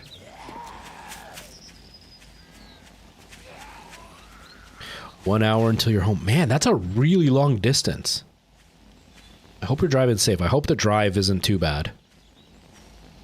It's like me with my hair. Oh man, I love the salon that I go to get my hair done. They're so talented. They're so skilled. It's like I don't know if any of you ever watched King of the Hill.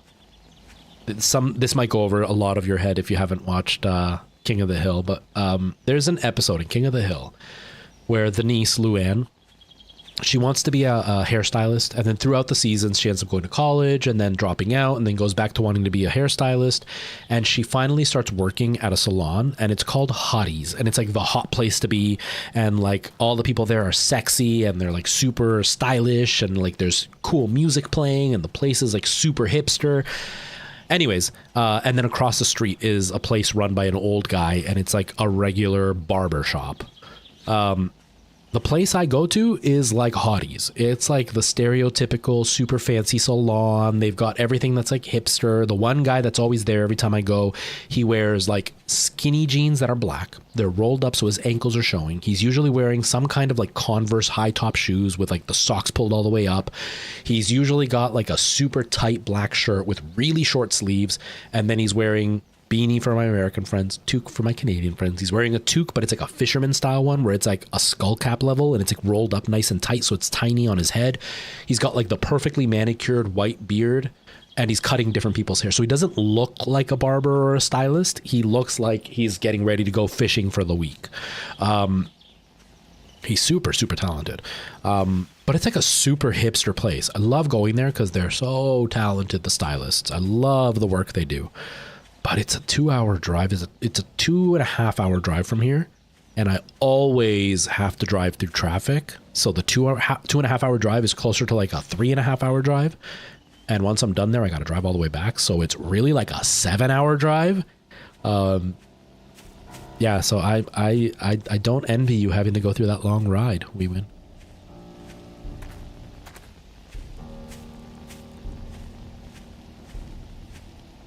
That's my purse. I don't know you. Oh, man.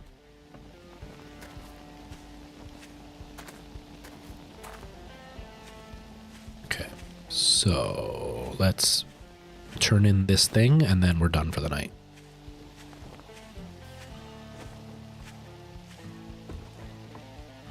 I work with a guy that drives from Chatham to Kitchener. Oh, man. My worst commute, and I only did it for like 6 months, and I quit because I didn't like the...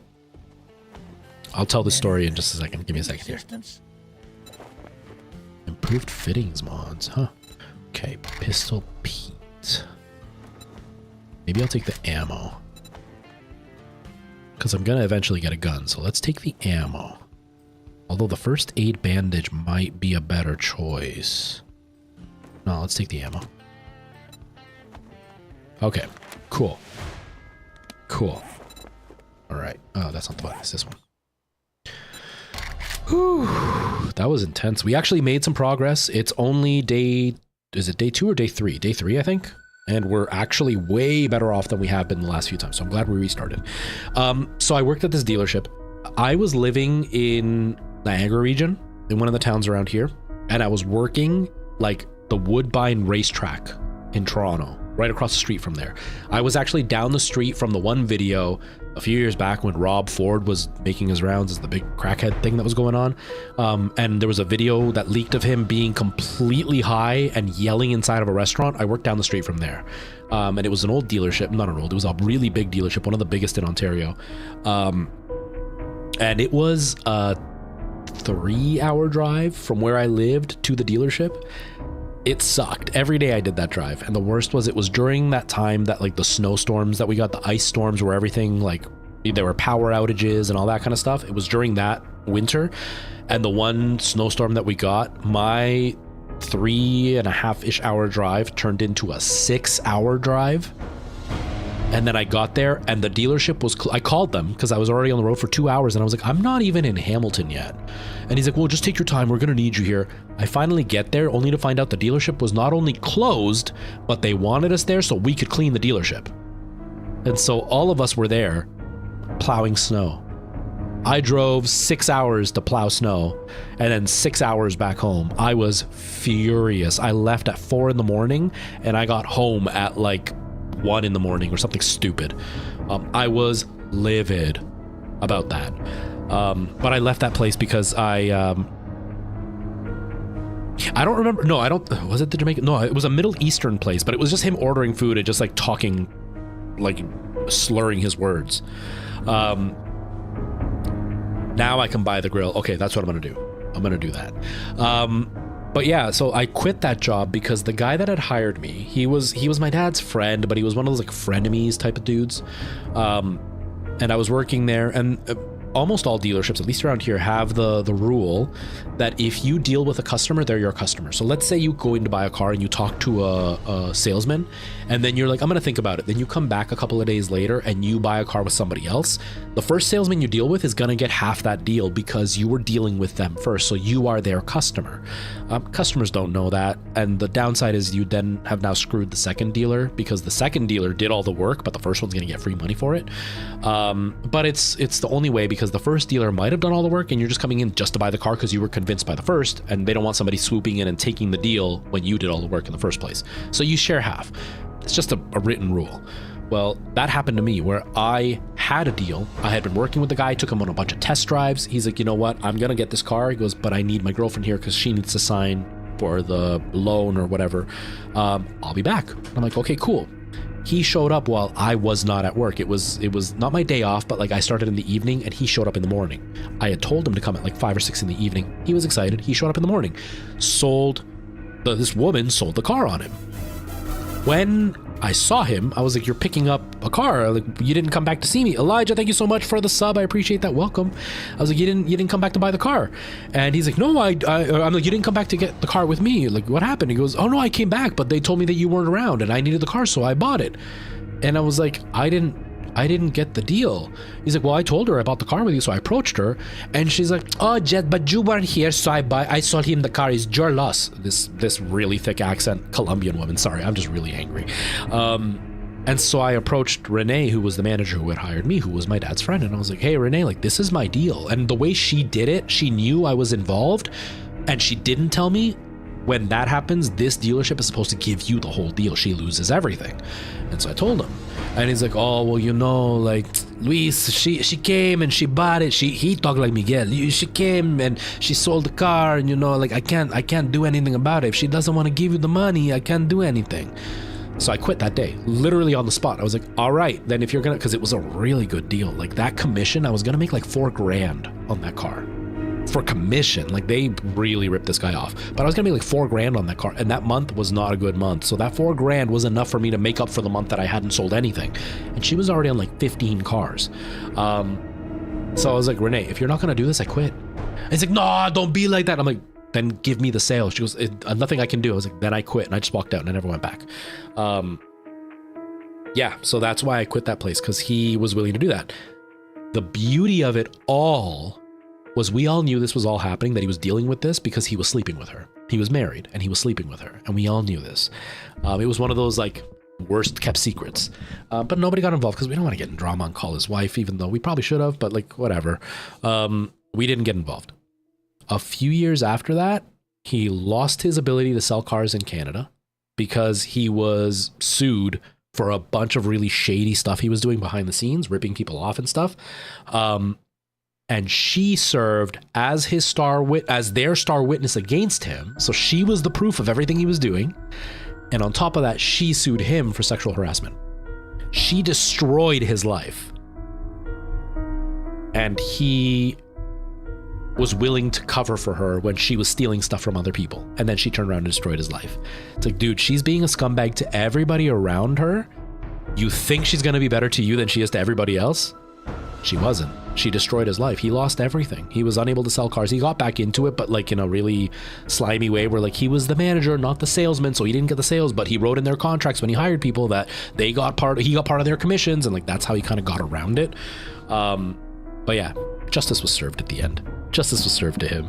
But yeah, I was furious because I was like, dude, that's the rule. I'm supposed to get the money. She stole it from me, and he just wasn't willing to do it. So I was like, screw it. I'm out of here. So I quit. Simple as that. It was awesome. But yeah, that drive was long. That drive sucked. That drive was the worst drive I ever did. But yeah, he got his karma. It was great. It was hilarious. He called my dad, begging him when he found out we were working at a different dealership. He called him, begging him to get him and I to go work with him again. because he saw where we were working and he was seeing the numbers, and the dealership I worked at was really popular. Like a quiet month, you were selling 10 cars. On a good month, you were looking at like 30 plus per salesman, not like in the lot, per salesman. They didn't give us a good commission there. It was a set fee. It wasn't like the other place where like if I sold one car but it was $4,000, I made $4,000 for one sale. Whereas like this other place, it was like no, $250 per car. So you wanted to sell cars, or it was like $300 per cars. You wanted to sell as many as you could because you got a set fee. And it was less work because there was negotiating, or there was no negotiating. It was like, this is what the car costs. I get a set fee, so I'm not trying to like upsell you because I'm not going to get more for selling the car at more money. So it worked really well, but he begged for us to come back. And my dad's like, no, I'm not doing it. And I was like, hell no, I'm not doing it. You know, it was, yeah, that left me with a really bad taste in my mouth. And now I just don't want to sell cars. Just not for me. Anyways, I got to get out of here. Thank you everybody for hanging out. I will be back tomorrow. I don't know what I'm going to do tomorrow. I don't know what I'm going to play. I feel accomplished. We did two missions. I know that's not a lot, but to me, we did 2 missions. I'm patting myself on the back for that one. Yeah, I would be careful with dealerships. Some of them are so shady. Some of them are great. Some of them are like, so most of them are so shady. Most of them, like, it sucks. Anyways, thank you everybody. I really appreciate you all being here. TikTok, have yourselves a great day, and I will see you tomorrow. Take care. Bye-bye. Okay. And Twitch and YouTube. I really appreciate you all being here. Tyler, have a good time on your trip if I don't see you tomorrow. Yeah, it was a pretty good playthrough. I died, but I died in a way twice in a way that was easy to recover from. So I'm not too hurt. Last time I died out in the middle of nowhere, so that was way worse. And we actually have some stuff. So I think maybe next time we play this game, now that I have stuff to cook with, and I have some money, maybe I'll buy some food so I can dedicate some time to build a bit of a better base so I can start to prep for whatever it is we're going to do. Yeah, I will see everybody later. Hey, Girl Thulu still, what's it called? I was going to say ghosting. Still lurking away. Don't talk bad about Girl Thulu, everybody. She's like a ninja. She's everywhere and nowhere all at once. Miguel is afraid of nothing except for Girl Thulu. She will put Miguel in his place, and Miguel does not want that. All right, everybody. See you later. I will see you all tomorrow around the same time. Don't know what we're going to play. We're going to play something, though. I'll see you then.